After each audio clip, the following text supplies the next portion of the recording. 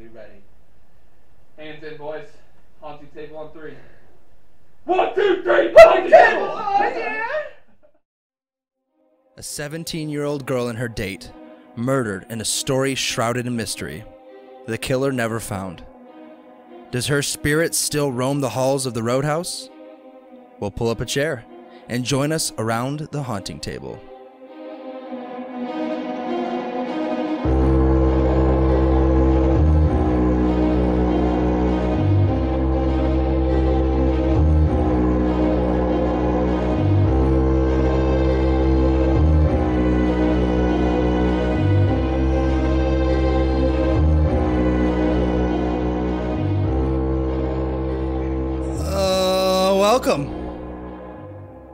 Welcome to the very first inaugural episode of The Haunting Table. Popping that cherry, boy. Popping that cherry. I'm going to be the first one to say that song is a fucking banger. Hey. So, good job, man. Hey, appreciate All it. with our boy Jay. Well, my name is Jake Woods. I'm here with my good buddies, Tyler. Hello. And Anthony. Hello. And we are the Ghost Boys. Ghost Boy 69. Jesus. All right, I'm out. Onlyfans.com. But yeah, so this is the first and very first episode of The Haunting Table. We are super excited to bring this to you guys. We have been wanting to do a podcast for a while now, and doing it with ghost hunting just sounds awesome. Yeah. Yep. It sounds so great. But yeah, are you guys excited? As excited as I am to get this started? Oh, dude. And being here at the location of the Roadhouse, which we, it's haunted and shit, and doing a haunted podcast there. That is the most dapper way of conveying what we do. Yeah, it's like haunted and shit. Wow. So it's just a cool feeling. And this is not a professional podcast, so if you're here... that's going to be in the disclaimer. Don't worry. It's going to be in the disclaimer. If you're here for that, you are in the wrong place. Yes. We do take certain things seriously, though, so hit them with that disclaimer. Very few. Well, we have a crazy story for you today. But before we get started, because we really want to jump into this, we got a lot to talk about. Before we get started, I have a juicy-ass disclaimer turd to drop on your chest real quick. First and foremost, we are not professionals. We do not claim to be professionals in anything, in audio, in video, in ghost busting, ghost hunting, ghost nutting, whatever you want to call it. We are not professionals. We are not professionals. Ghost what? Ghost nutting. Is that why my shirt's white? I'm so confused. So just take everything that we're doing with a grain of salt. We're just 3 dudes that really enjoy what we do, and really enjoy and find ghosts interesting. And the idea of an afterlife and spirituality, I guess I was trying to say, whatever. So yeah, we're not professionals in anything. I mean, Tyler's a professional troll. I'm a professional idiot, and I think Anthony, he's actually a cop. Anthony's actually a cop. So he has an actual profession. I do suck. He actually does some like legit stuff. Also, I want to state for anybody that watches the podcast on YouTube or listens to it on wherever you listen to your podcasts, every location that we go to, we get express permission from the owners or local authorities if needed. We do not condone nor advertise or want you to go to a location that we are at, have been, or have not been without permission. If you are going somewhere, do it with permission. Do not trespass. We do not condone that. We do our podcasts on site everywhere, but we do it with permission first. So make sure you get permission before you go. You trespass, you're going to get a stupid case and you're going to get arrested. Yeah. And then that's where I'm going to have to handle it. And it's gonna be very poor. The resident officer. Oh, well, you told me. No, I didn't. No. We disclaimered the shit out of this. So don't do that. Other than that, is there anything else that we need to cover disclaimer-wise? We joke and we have a good time during this podcast. Right. Some of the stories are a little bit morbid, a little dark. We try to be respectful to the victims and stuff that are involved. So, yes, we do make lighthearted jokes on certain segments, but we do try our best to respect the dead and respect the ghosts here. And the families involved with any of the stories. Exactly. So, anything you want to add there, Mr. Tyler? No, sir. Alrighty. Well, with that out of the way. Buckle up. It's going to be a freaking ride. Yes. With that out of the way, Tyler, where are we today? We are in the great town of Oregon, Illinois. It's I guess it'd be northern Illinois. Yeah. So I guess a little history of the place that we are at. It was founded on what was previously held by, and I might butcher this, so just bear with me. Yeah, we are not professionals at reading names. This goes back to I don't read good. They have a piece of paper here, and I'm reading it, but I'm barely getting by. Right. So it was held by the Potawatomi. Sure. That's not too bad. Sure, we'll take it. I'm sorry. We'll take But it. anyway. We'll take it. And the Winnebago Native American tribes. I know I got that second one right. Yeah. In fact, the settlers later discovered that the area contained a large number of Indian mounds, Native American mounds. What are Indian mounds? So, from what I've heard, Is it just burial areas? Some mounds are burial areas. I think it depends on the and like we said, we're not professionals here. Yeah.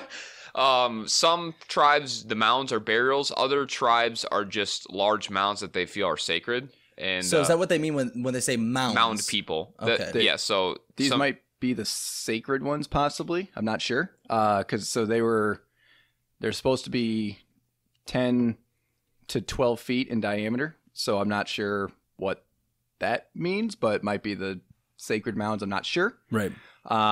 They built the courthouse was built on one of those mounds. I guess at one point they unearthed, and actually, so maybe not just like sacred mounds, but they unearthed some remains on some of these. So I don't know When building the courthouse, they unearthed remains. I don't know if it was the courthouse, but it was during a construction project. And I've seen that movie many a times where you dig up some remains. Yeah. That shit don't end well for anybody. No, it doesn't. I believe from the interview that I spoke with Mike Arians, who's the owner of the Roadhouse, by the way. Yep. Thank you to him. Shout out to him. Oh yeah. I believe he said it was on the highway. I think east or north on Route 2 of this location. Okay. But there were they were on construction. They were getting there, and all of a sudden they found a mound, and it immediately got shut down. So I think it's illegal. So I would guess it's definitely probably. Probably. Yeah, I'm getting a little skeptical here. No, I'm just kidding. I would guess his burial grounds, if you want my honest opinion. So definitely. Building an entire city on a gigantic burial ground.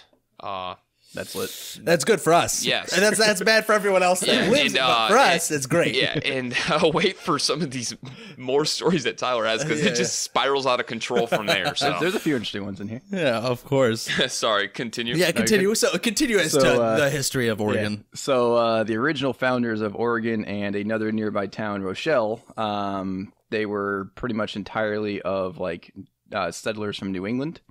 They were part of it was like a wave of farmers that headed out to the area. It was during like the 1800s. The first European to visit was John Phelps. Probably no relation to Michael Phelps. Not sure. Maybe like great granddaddy. Don't know. Granddaddy. Yep. But he visited in 1829. He actually left and then returned back in 1833. Okay. Other pioneers followed. Oh, sorry. Go ahead. He founds a town, says deuces, and just leaves. I'll be back later. Deuces, I got some more shit to do. I don't like this area. I'm out. He leaves. He's like, cost of living was pretty low. I'm going back. Some of there were other pioneers that followed. Pretty much, I guess Phelps helped create the first church, school, grocery store, blacksmith shop, post office, all that stuff in Oregon. So it's interesting. Yeah. They had I guess along with all these pioneers coming, you have a few outlaws, some vigilantes. Yeah. The Banditti of the Prairie is the full name. They were a group that came in the area. Banditti of the Prairie. Yeah. You like that? Is that supposed to sound badass to them? We're the Banditti of the Prairie. We're the haunting table. Like, They're the Banditti. like, come on, dude. We can't be talking much shit. Banditti. All right, go for it. Banditti. Hey, whatever floats your boat, you know? Yeah. Mm-hmm. They were the mid-19th century. A lot of people said that this kind of new crime wave, if you will, was because there was a crackdown in the southern states with the Southern Outlaws. So they kind of all moved north, I guess, is the idea.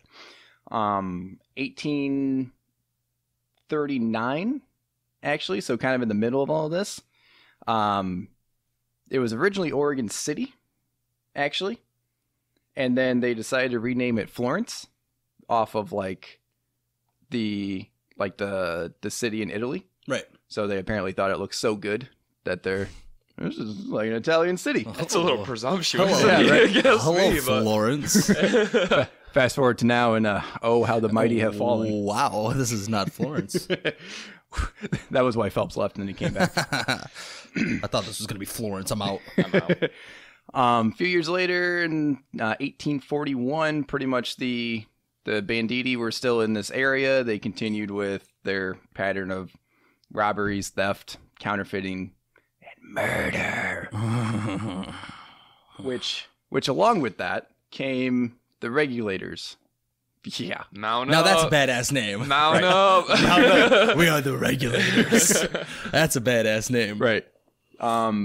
They clashed over just kind of everything, I guess, near Oregon, and that's resulted in the Outlaws' demise at one point from the regulators. So Okay. after that, everything pretty much took an uphill turn. It's crazy when you get some outlaws out of your town, stuff starts going a little bit better here. People are like, hey, you know what? That's not so bad. My family's not dying all the time. Oh, crazy. Now we're Florence's ugly stepchild. But in the 50s and 60s, it kind of flourished a little bit, followed up with a railroad in 71 was the year that I found. So stuff was looking pretty good.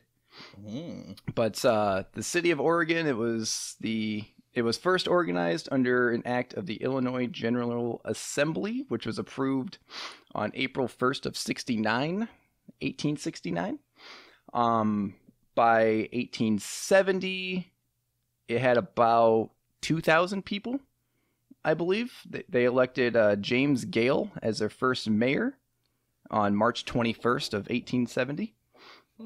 2,000 people. That's a lot. 2,000 people. James Gale, can you handle this? Barely. I don't think he can Barely. handle this. He had four other guys. There was Charles Lehman, Lehman, Lehman, Lehman, Lehman, yeah. yeah. Him, W.W. Bennett, George WWE. George M. Dwight, and George P. Jacobs were chosen as the aldermen. Yeah. So I guess he couldn't do it by himself. He needed. No. You're Yeah, dropping 2,000 some people, that's so many. freaking hot knowledge on us, dude. Good work on the research, man. Yeah. Yeah. Thanks, Anthony. Really. That wasn't sarcastic at all. That was actually that was a compliment, but fuck you too, Tyler. Yeah, Tyler, fuck you. All right, continue. Moving on. I mean, To this garbage research. That's actually pretty good. Good I shit. mean, I'll ride home with you. Yes. Yep. Cool. So, fast forward a little bit. We're into the 1900s now. 1908 to 1911 was when Laredo Taft erected. Jesus Oh my Christ. God. Penis jokes. All If right, you're adults. not here for the penis jokes, get out. All right, adults. Professional. Okay. Okay. Oh my God. 50 foot tall. Oh my God. 50-foot tall statue that he designated and originally named the Eternal Indian. It was named. It was located overlooking the Rock River, and now it is known as the Blackhawk statue pretty much. So named after Black Hawk, a chief of the Sauk Indian tribe. So hold on. When was that erected? And I don't mean that as a joke. Like, so it, so 1908. Wow, that's crazy. It's over 100 years old. Yeah. Yep. Yeah, anybody from the area around here, Sterling, Rock Falls, all those places, We've all been Illinois, there. everybody knows this sculpture. Everybody's seen the statue. I have legit never been there. They just remodeled You've it, seen it? actually. Yeah, they refurbished it, remodeled. Yeah. I don't know. It was they pretty fixed recently. it up. Yeah. But Yep. But fast forward to present day. Few of the kind of draws to the area, I guess. Obviously the Roadhouse. But for sure. hashtag shameless plug. Yep. There's 3 state parks nearby. Got Loudon State Park, Castle Rock, and White Pines. There is the Eagle Nest Art Colony Collection. There's a historical society here. Conover Square, which I'm assuming is just a bunch of different like shops downtown, Right. I would think. So we got that stuff here.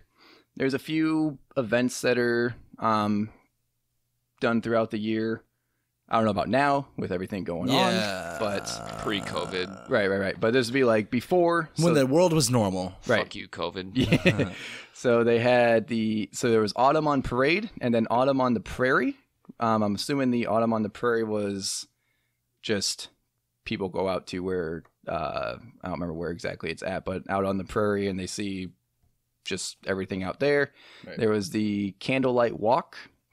That is the Saturday after Thanksgiving. You have the county fair, and to top it all off, the coup de grace of Oregon's yearly festivals is the Oregon Antique Show. Ooh, I I'm do sure love that me was a some treat. antiquing. Oh. My future 60-year-old lover teach me to knit a hat. Hopefully that comes back. 6-year-old lover. Mr. Steal Your Grandma. Watch out, boys. Watch out. I like my women to have fought in World War II. I like my women aged like wine. Age to perfection. Exactly. I like my women aged like milk. Oh, Well, awesome. Well, thank you for taking us. Thank you for taking us on a trip through the history of Oregon, Illinois, Tyler. That was well researched. Appreciate you. You're welcome. A lot of fast forwarding, though. A lot of fast forwarding. Love it. Not a lot that happened here, apparently. Yeah, right. There's a lot of like really cool stuff in the beginning. There's like, It tapers Yeah. off. Yeah. Well, now that we know where we are, what are we in? Where are we in? What building are we in? We are in the Roadhouse, formerly known as the Steinhaus, formerly known as a place to get booze, and probably drugs and prostitutes. So the Roadhouse was. I'm just gonna dive into a quick kind of background history of where the Roadhouse came from. This podcast, we like to give a little bit of background information on everything. The town we're in, the building we're in, the story of why a building's haunted or why it's said to be haunted, and then We're history buffs. yeah, You know towards what I the end we're gonna give you a little rundown of what we ourselves found or in our own ghost investigation. We're looking for a cause and effect here. Is pretty Right. much what we're doing. Right. Seeing if it stands up to the hype. So, but where we are right now, we are in a building that was resurrected in the late 1800s. It was said that this building was around when Lincoln was doing his presidential tours through the area. Around here, this building was like a bunch of different shops, like a little marketplace back in the day when it was originally built. And then it got tossed through a bunch of different hands. There was it was a couple of speakeasies back in the 1920s. This building was used for smuggling, a lot of alcohol smuggling. The Al Capone had some of his cronies come through here to sell beer and booze You mean Al Capone? from From Chicago, Al Capone? I mean the Al Capone. The one that died from syphilis? The one that died from syphilis. Yeah. He had his boys come out here. That's cool. To Oregon, Illinois. Wow, okay. There's nowhere else better. 2,000 people, if that. You want to sell some alcohol to them? Hey, he knew what he was doing, though. Kind of. Just from what it sounds like, actually, so Mike, who's a part of the Historical Society here, also during the interview, said that Oregon was kind of off the beaten path and kind of was used as a resort, as like a secluded resort for rich people to roll through here. So where rich like people go during the Prohibition, alcohol soon follows. Yeah. And I think, supply and demand, and Al Capone really took advantage of it. He knew what he was doing. Yeah. He knew where the money was. But yeah, so then it was it fell into the hands of the Steinhouses. Is it Stenhouse or Stein? Stenhouse? I think it's Sten. Stenhouses? S-T-E-N, yeah. Stenhouses. Into the hands of the Stenhouses. There we go. Stenhouse. Are you stroking out, dude? Having a little bit of a stroke. But the Stenhouse ownership, that was about 1920 through the 50s. They kind of were what made this place what it is. Mm-hmm. They had the whole underground dealing of the alcohol. They knew they were pretty corrupt. They were a corrupt family, from what I could tell, from what I've looked into. And then from then, that was for the 1950s. After the 1950s, it jumped into a bunch of other hands. No one knows who exactly. A couple people had it from the 1950s to the 1970s. Someone had it on the verge of being condemned. Was Spiro? I don't know how to pronounce that name. Glennis Spiros. I don't know how to pronounce that name. It's hard to read it, but I don't know how to read. He got it in the 70s, and then after that, it was almost condemned. The building was almost destroyed. But then that's when Mike Arians took it. He bought the building in '92, and then from there he turned it into the Roadhouse. And it's built it into a pretty successful business. But yeah, so there's a lot of stuff that's happened here in the Stenhouse Roadhouse. Oh yeah. So. Like what? Oh, what a segue leading me into it. A lot happened, but there's one main story that we are going to get into today, and that is the story of Mary Jane Reed, 17-year-old girl who went on a date for the first and last time with a certain someone. But let's give you a little bit of background on Mary Jane. So she was 15 years old when she dropped out of high school. She dropped out of high school not just to drop out of high school because she hated school, but because she had a legitimate reason. She wanted to help her ailing mother, who I think had severe arthritis. So she dropped out of school to do that, and then she got a job at the Illinois Bell Telephone Company. And she worked there as a switchboard operator, which I feel like when you think about the 1948, that time, I feel like everybody was a switchboard operator. Well, let's be honest. At that point in time, right, America was still pretty sexist, and the jobs that women could hold were, nurses or switchboard or teachers. I mean, you don't have much options out there. Yeah, true, very true. So that's what she was doing, and she was, I guess, doing it well. She was there for a while, and then 1948 was the time that all this took place. But while she was working there, she was known to hang out at the Roadhouse, and formerly known at that time as the Stenhouse. She'd come and she'd dance with sailors and the army men. She was known around the town as being very popular with the guys, not necessarily in a like a negative sexual manner. Not well, maybe for the guys. That's what they wanted, but I think it was more so as they wanted her, but she was not as into it as they were. Yep. She was probably an outgoing woman. Yeah. Maybe a little flirtatious, but innocently. Right. Like, she was popular with the guys. Yes. She was pretty. She was very pretty. So she was working for the Illinois Bell Telephone Company as a switchboard operator. And then she met a 28-year-old man named Stanley Skridla. He was a Navy vet. He fought in Guam and Pearl Harbor, and he was working as a lineman for DeKalb-Ogle County Telephone Company, and he was working as a lineman for them. And then, of course, you work for telephone companies, your paths are going to cross. They crossed, they met each other, immediate attraction, and then they wanted to go on a date. They were talking. Now, the thing is, she was 17 at the time. He was 28. At that point in time, though, age, I know. Now it gives you you think about it, it's like, bro, you were 18 when she was 7, dude. But back then it just wasn't as weird. Right. Yeah, I mean, so yeah. We can, but we can't judge too much. Different time. You still can. Okay, we can kind of judge. I'm judging. This is a judge zone, so this is not a judge-free zone. Yeah, this is a judging zone. We judge horde. But yeah, he was 28 and she was 17.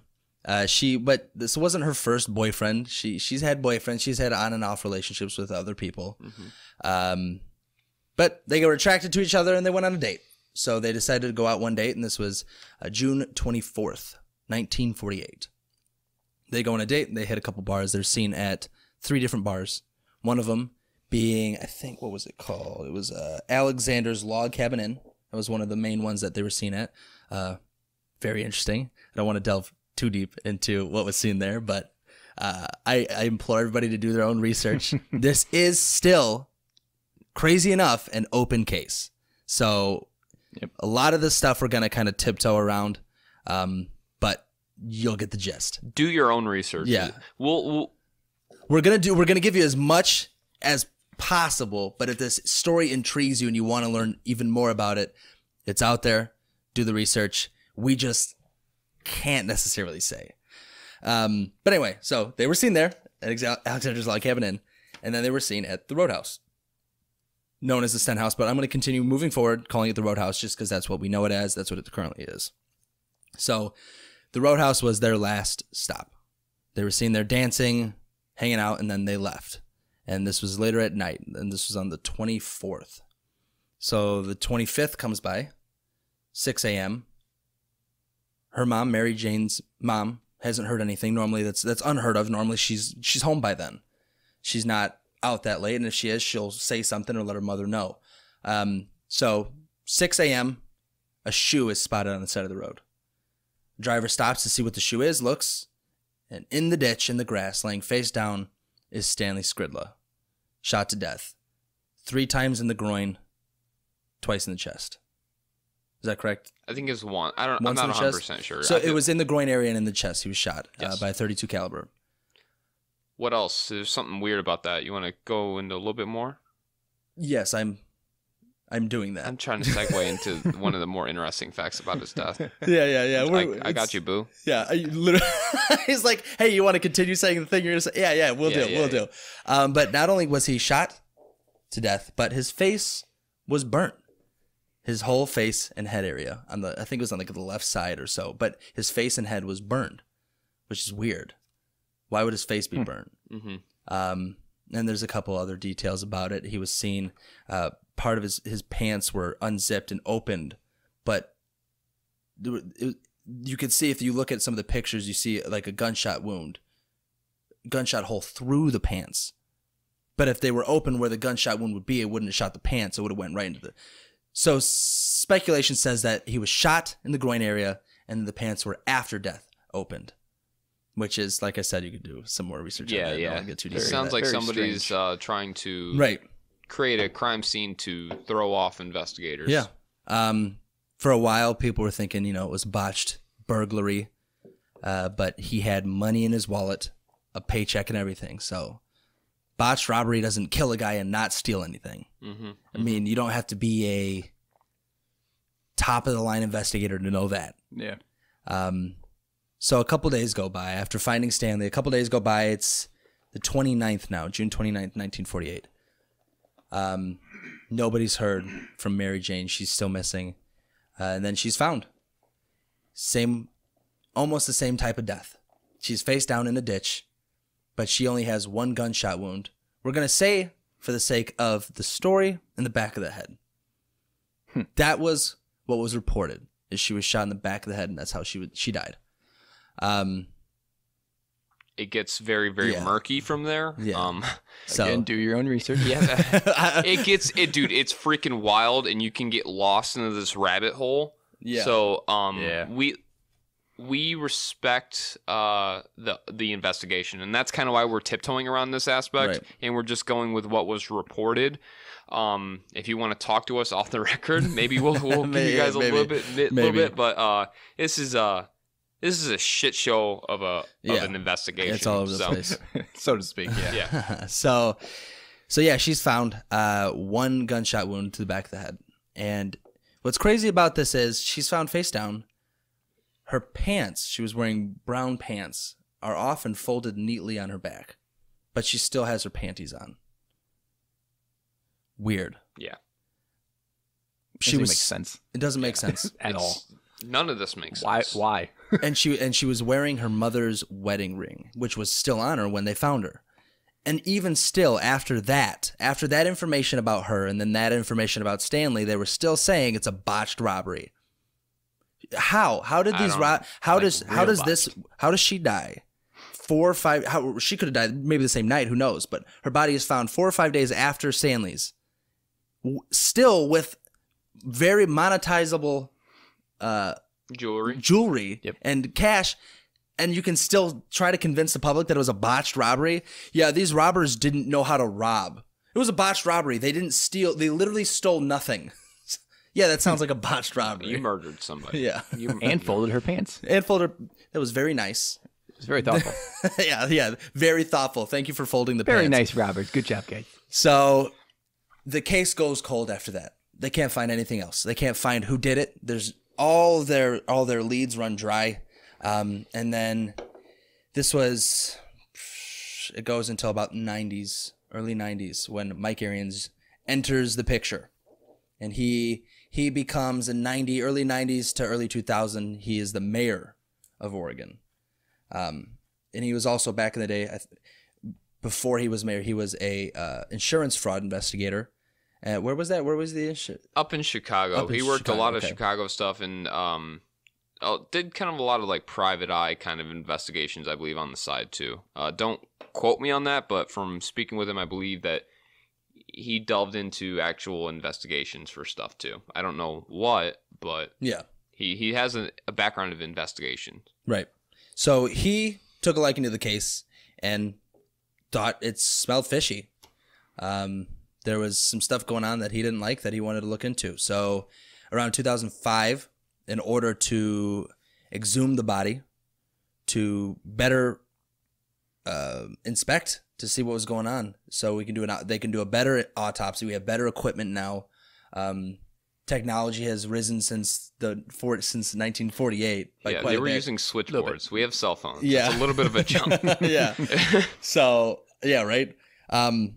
So they exhume the body. They do a bunch of autopsy. I'm not going to get into everything about it, but 2 things, very important things they find out, is 1, she did not die from a gunshot wound to the back of the head. It was a gunshot wound to the chest. So why was that changed? I don't know. Why would somebody change that? How do you look at the back of someone's head, first of all, laying face down, and see that there's no bullet wound, and still say that they were shot in the back? Yeah. And cover up. Anyway, so she was shot in the chest. That's how she died. Also, big thing they found out, just, hey, look what I stumbled on. The skull wasn't hers. In the casket, that was not her skull with her body. What the hell? Yeah, what the fuck, dude? I don't know. This is what we're saying is do your own research, because it's crazy. It's just there's a lot of weird stuff going on here. So she was also supposed to be buried in a dress. That dress was found balled up in the casket with her, wrapped in newspapers with headlines of her murder on them. Also really weird. But yeah, so that happens around 2015. Everything from that, even though this crazy stuff showed up, wasn't killed this way, shot in the chest. Head belongs to someone else, a petite female, a different female that was not her. The vertebrae and the skull didn't match at all. That's discovered, yet once again everything fizzles out. Absolutely no justice. Killer not found. Nothing comes to light. 2015, they exhume Stanley's body. Nothing found. At least nothing that was able to bring any case to anywhere, bring any justice to it. So still to this day, there is no justice for Marianne Reed or Stanley Skridla. You say Marianne? It's Mary Jane. Mary Jane Reed. Yeah, sorry. Mary Jane Reed. Yeah, Mary Jane. Hey, it is 2 a.m, so please excuse me. I am a little tired. drinking my what is it? My tar. My kick tar. My tar. Obviously, we're not sponsored by anything, so drinking my tar. Not yet.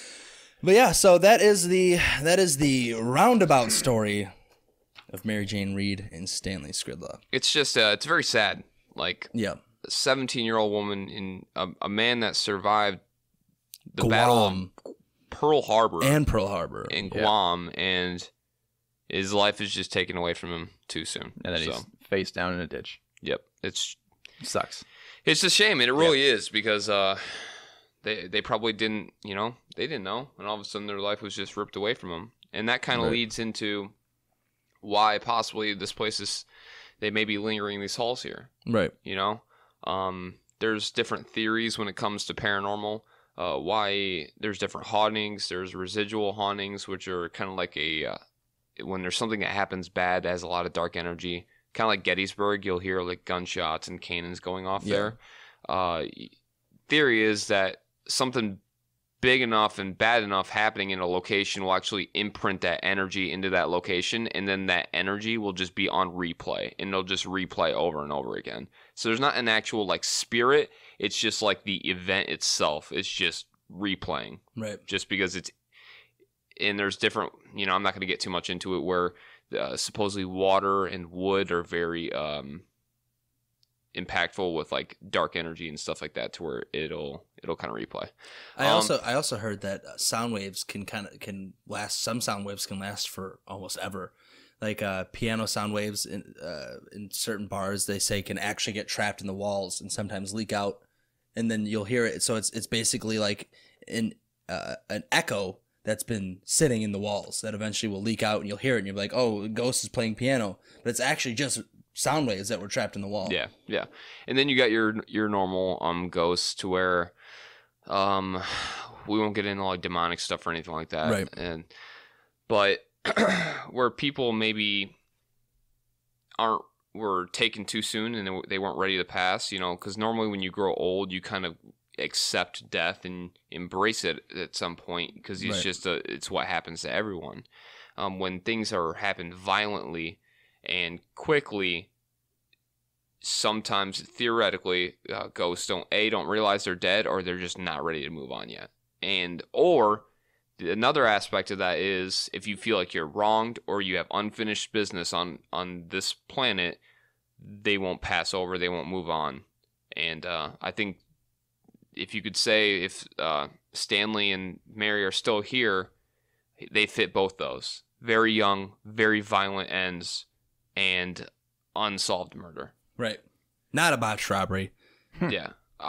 I will say it was a murder. I'm not going to say, I'm not going to get any more into it, but they were murdered cold blood, and I think that would make a lot of sense why they're still here in this building. So my whole thing was, I interviewed Mike Arians. He has been phenomenal throughout this entire thing. Yeah. He allowed me to come in for an interview. He's set everything up for us to come in, and I got a bunch of sound bites. I pretty much interviewed him about the history, and I also interviewed him about the paranormal aspects within this building. There's been a lot of sightings. Yeah. Some of the history stuff, to kind of piggyback off of Tyler, from what he's part of the Historical Society. Actually, I think he might be the leader of Mike is? Yeah, Mike is the leader of the Historical Society here in Oregon. Along with the banditti, there's been multiple murders, suicides. There was a judge, I believe it was Judge Hicks or whatnot, that he owned some land that people maybe wanted, and he was found dead underneath one of the bridges that was being constructed here in Oregon.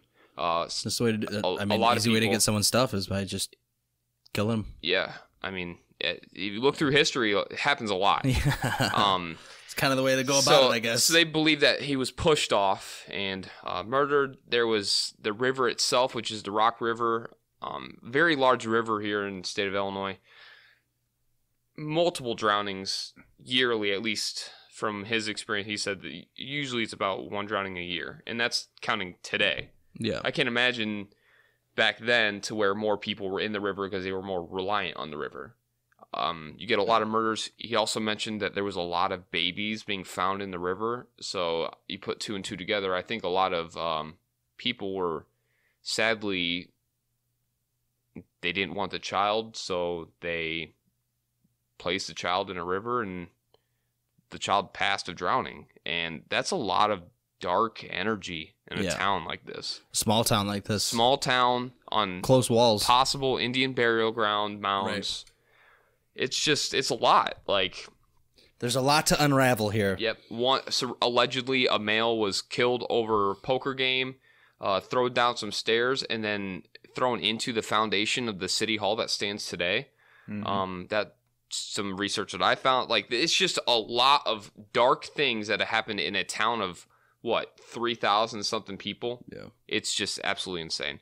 Along with that, he talked about the double homicide, or the murders that occurred here with Mary and Stanley. Jay covered that really well.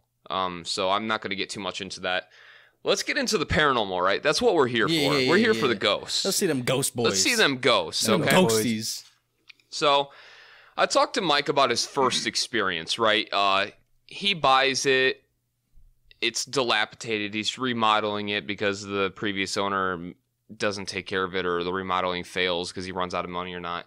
And the first soundbite I'm going to have is it's just kind of creepy. And you'll see throughout the soundbites that it's not like boo in your face. It's just weird things that are unexplained happening all around us.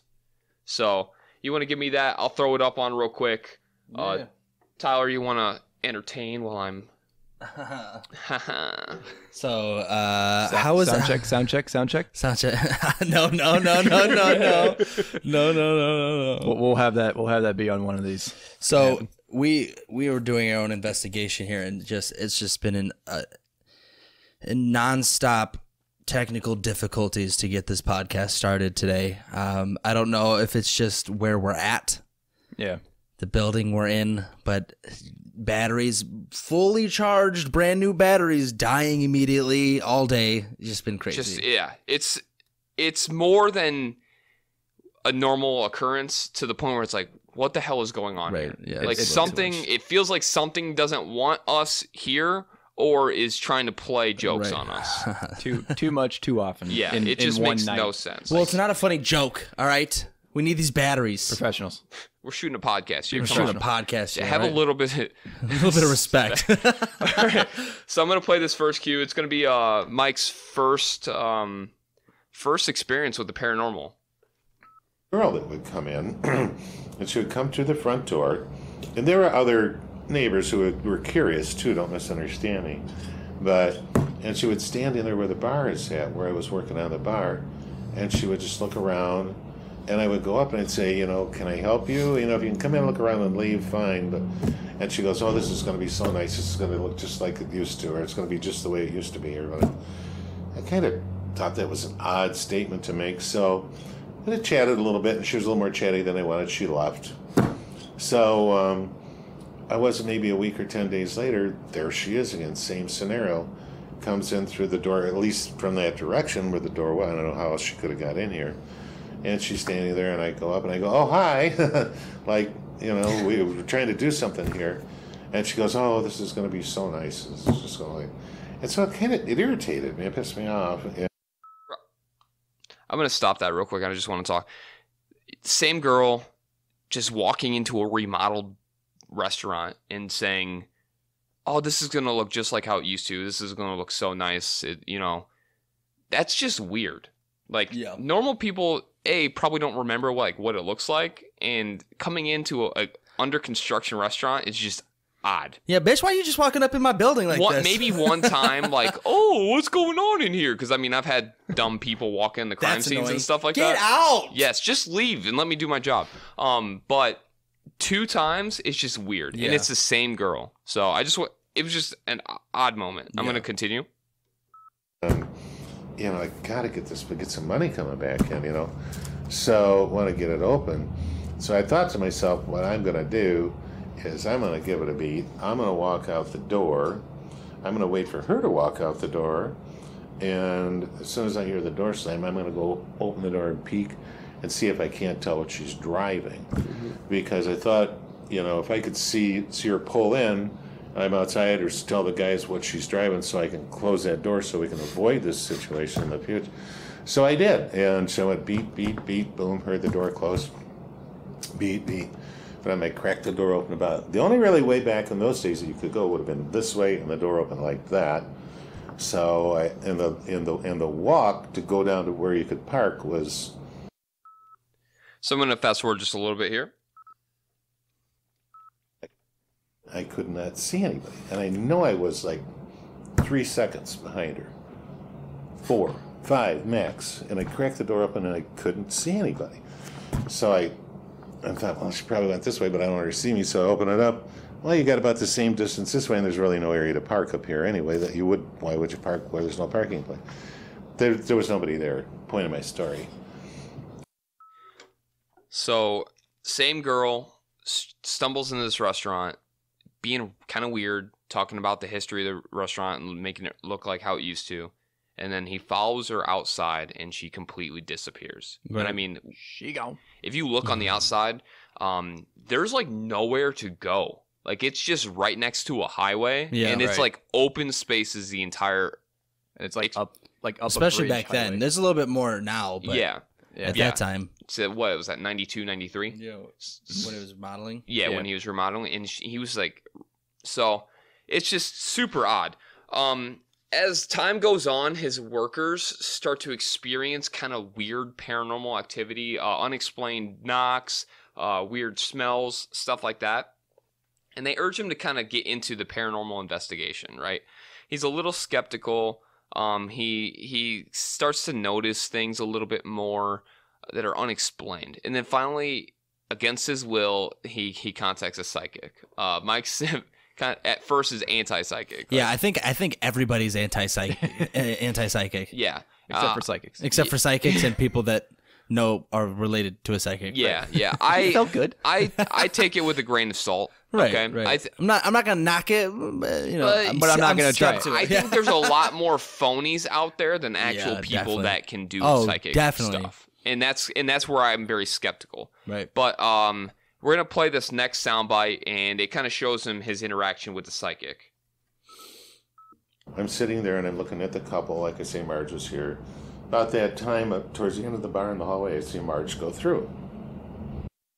Sorry about that, guys. There we go. Is this the right one? I'm sitting there and I'm looking at the couple. Like I say, Marge was here. Okay. Right, cool. About that time, up towards the end of the bar in the hallway, I see Marge go through. I yell out, Marge, Margaret. She doesn't come back in. Similar type of story. I get up, I go down the end of the bar, and about ready to wring her neck, and she's not. There's nobody there. And that was years after this other incident. And there were little things that happened in between. So I go back, I sit down, I'm pretty bewildered. Marge comes from around the corner by the Johns. She says to me, what do you want? What are you yelling at me for? And I said, how'd you get from here to there? And she goes, no, you're nuts. I'm pretty perturbed at Marge. The reason she was supposed to be here was to get them coffee, beer, or whatever. We were closed to the public. It was Tuesday night. We were only open Thursday through, or Wednesday through Sunday. She comes around the corner. She says it wasn't her. I think she's full of BS. But I let it go because I'm kind of freaked out by the situation. So, couldn't have been maybe 6 months later. Thursday night, very busy, probably 100 people here. We're doing the karaoke thing. 2 o'clock in the morning. I have a gal, Connie, cocktail waitress, sitting at the bar. Marge is doing her tips. June and I are doing the register. Connie looks at me and said, do you lock the front door? And I said, yeah, I locked it. Did you interview Marge? Yes, I did. I ended up interviewing Marge, and we'll get into that a little bit after. So the interviews that I did real quick before I get back into this was Mike Arians, the owner of the Roadhouse, right. Margaret Craig, or Marge, and who is the head waitress, and Brandon Johnson, who also is an employee here. And everyone has given me collaborating stories or similar experiences in this place. Yeah, so, right. All right. An hour ago. And she said, well, there's still somebody in the building. And I said, what do you mean there's somebody in the building? And she said, somebody just went into the north dining room, which was the next door opening up from where I thought I saw Marge. So I said, well, go, see who's in there, show him out. It's not uncommon for somebody to stay late or get held up in the John for different reasons late at night as you're trying to close. So she comes back and sits down, and she said, well, I know what I saw, but there's nobody in there. And I said, well, who did it look like? And she said, well, it looked a lot like Marge, but I knew it couldn't be Marge because she's sitting right next to me. Well, the hair went up in my arms because I knew she had seen the same thing I saw. Excuse me. So, 2 separate occasions, he sees a lady that looks just like one of his workers, to the point to where he gets mad at one of his workers for not doing her job, pretty much. He confronts her. She's like, I don't know what the hell you're talking about. And then he lets it go because he's freaked out. Confronts her at her house. Yes. A psychic, right? Goes to her house. So the psychic comes in here, and pretty much they ask her, I don't know exactly how it goes, but ask her about the woman that walks around up here or whatnot. And she just casually, as she's walking up there, oh, that's Ruth. It's like, who the fuck is Ruth? Pretty much. And Mike starts doing some interviews and stuff like that. And then he looks at, I believe, the old Chicago paper, and it has a woman that looks just like Marge from like the 1940s or whatever. He's like, who the hell?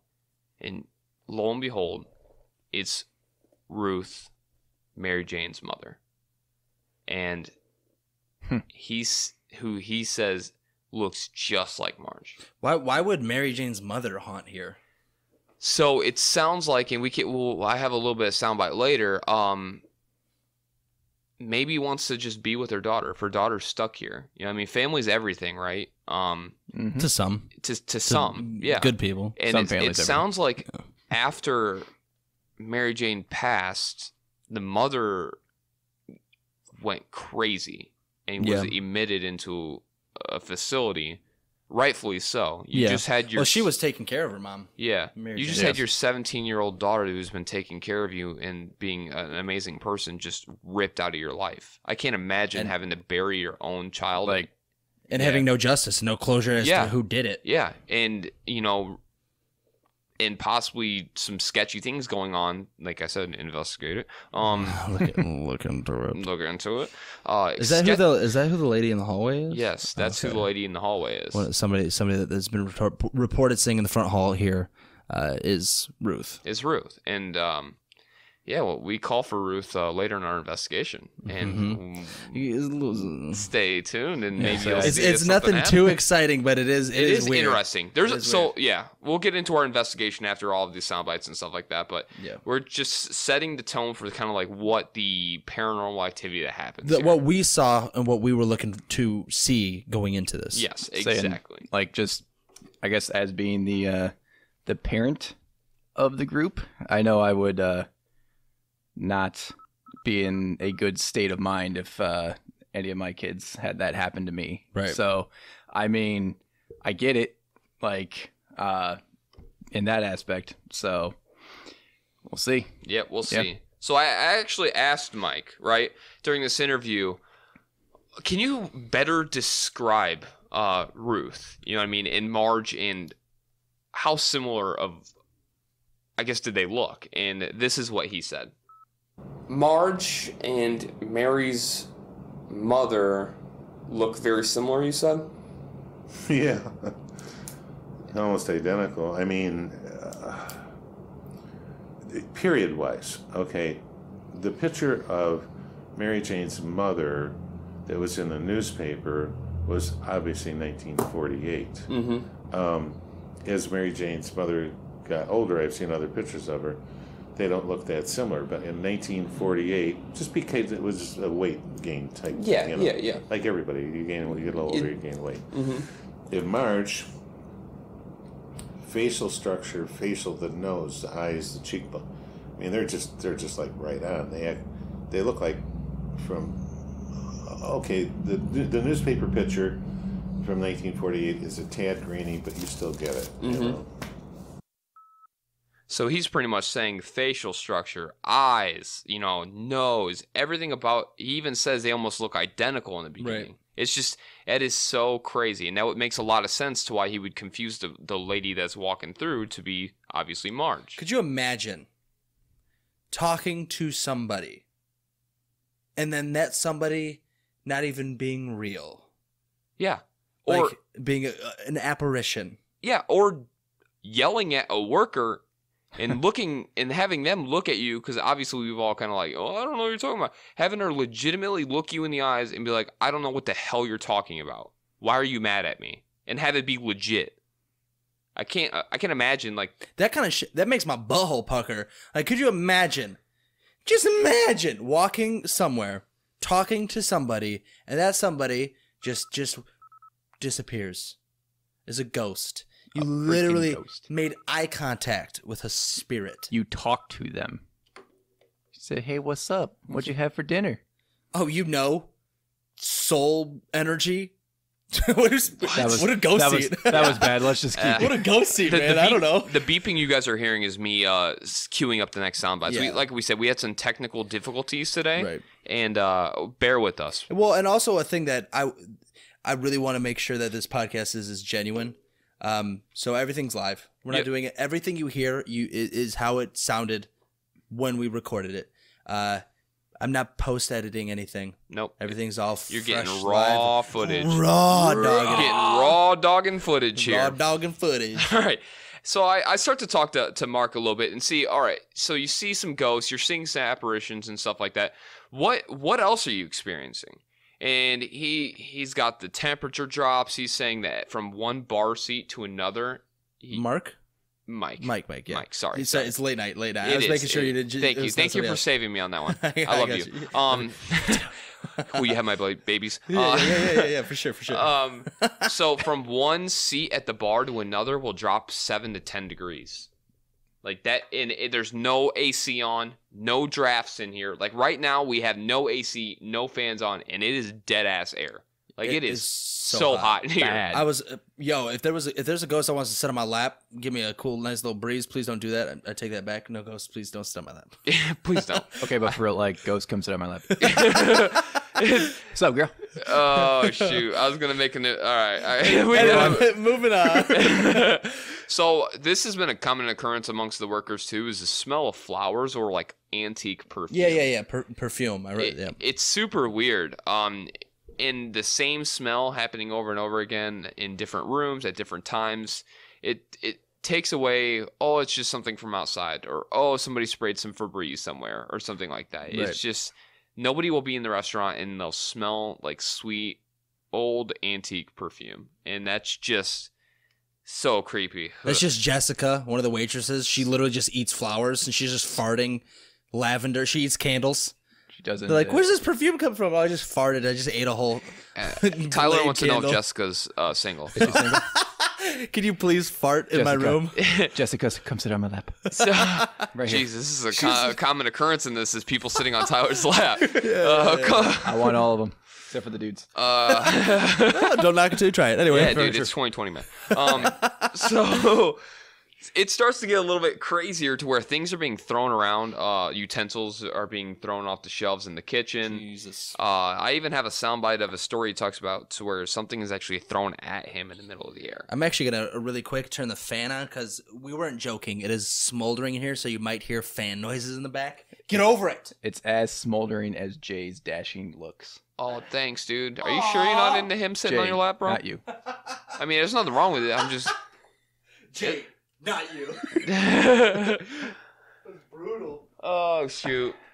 I'm honest. What can I say?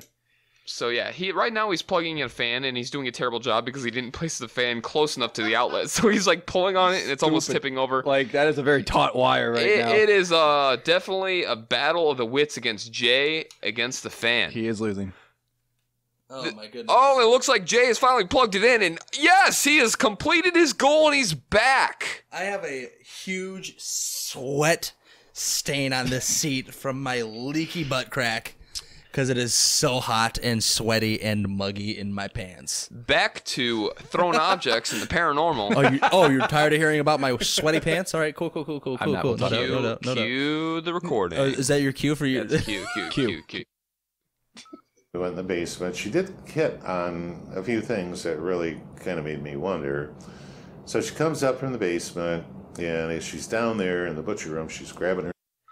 Well, this is all jacked up. This is actually the psychic. So we're just going to get right into the psychic. Okay. Claiming that she's being do it live. in the throat. I get her out of there, get her upstairs. We're coming through the area at the bar that I just spoke of, where I was sitting with that couple that night, talking about the business venture. And I said to her, it was uncomfortable for me, and I said to her, there's a lady that appears in the hallway. I said, there's been 3, 4, 5 people who've seen her now. That's all I got out of my mouth. And she said, well, it's not Mary Jane. She goes, that's an older lady, and her name is Ruth. Said it to me just like that. She left. I thought, this is screwy. And the rest is history. He finds out it's Ruth in the newspaper, and it looks just like Margaret. Okay, so we're going to go to the next one now. All right? What's this one? Set it up properly? What is it? I believe this is the actual object thrown in the air. Okay. Looking for some pots and pans one time. Couldn't find the pan I was looking for. Left the kitchen, went out to the bar area and said, Bart, you seen that pan, that chafing pan anywhere? And about that time, there's a big clang of pans and stuff falling down the kitchen. I go back in the kitchen. One pan left on the shelf, and of course, it's the one I was looking for. Weird stuff. You can't explain, you know? So, yes, an entire thing of pans get thrown off the shelf, and the only pan left on there is the pan that he could not find. Explain what that. What a dick. Either those ghosts were being dicks, or they were trying to or be they were super being helpful. They're like, it was right here, bro. Do we have to knock all of these off for you to see it? I don't know. Why don't you just knock the one that he's looking for off Right? instead of making him have to pick it all So up? they're being passive-aggressive helpful. is Yeah, what it was. it's just like the haunting table, but in ghost form. We're just all passive-aggressive. All passive-aggressive shit. Yeah. All day, every day. So, something that he also talked about is the jukebox, and this has come up multiple times, right? The jukebox is, when there's no money in it, it plays randomly. So, continually, it will play over and over again on After Sunrise by Sergio Mendes. Is this like an old-fashioned jukebox? Yes. Like one that has the CDs yes, and stuff? it's got the CDs and stuff in it. Okay. And, like a legit jukebox. Yeah, legit one. Yeah. He doesn't have anymore. No, and you'll figure out why he no longer has one of those. I mean, if it's Stay playing shit tuned. randomly, Stay tuned. I don't want it either. tuned. Next time on The Haunting Table. All right. So it continually plays this creepy song, and I'm telling you, it's an acoustic song. And you listen to the first 30 seconds of it. Obviously, we can't play because it will get copyrighted. Yeah. It's so weird. It's kind of trippy. And it sounds like they try to communicate through the. They were trying to communicate through the music there. Music, yeah. And this is just his opinion. He believes that maybe she's trying to communicate that she was murdered after sunrise. Right. And that's what she's trying to hammer the point home, because he's the one that's really investigating and getting into her murder. Something else that continually plays on the jukebox, not as much, but pretty frequently, is a song, Jane, Jane, Jane. So, Fuck that. that is creepy. That's so weird. So weird. Out of all the songs. What if like the song comes on in the chorus, Jane, Jane, Jane plays? I'm assuming like that's got to be in the chorus, right? Yeah. What if like as you're hearing it, you hear a ghost come up to your ear right before every time it says Jane, it goes Mary, Jane, Mary, Jane. Could you? that'd be a fun ghost to have. Mary, Jane. Jane. I'd be like, Mary, can you please just let me have this? Right? Can I just listen to this song, let me please? have this one, okay? So, I talked to him about the feelings of the haunting, and he starts talking about up here in the dance room, which we are currently in the bar, in his office. It's very lighthearted. He says it's almost like practical jokes sometimes. It's peaceful. It's just he's coexisting with spirits. But the cellar is completely different. The cellar is where all the bad stuff happened. And that's where the speakeasy was. It's where prostitutes were. It's where, gambling, where people may have been murdered over gambling. It's very, very... We can say may, but... They were. Pretty sure they were. Yeah. 102% sure. Yeah. But so that's where... That's going to be the continual message in this entire podcast. Yeah, right. Do the research. We do the research for you, but for this specific case, of course, we're setting the bar pretty... It's a weird bar we're setting for this episode just because it is an open case.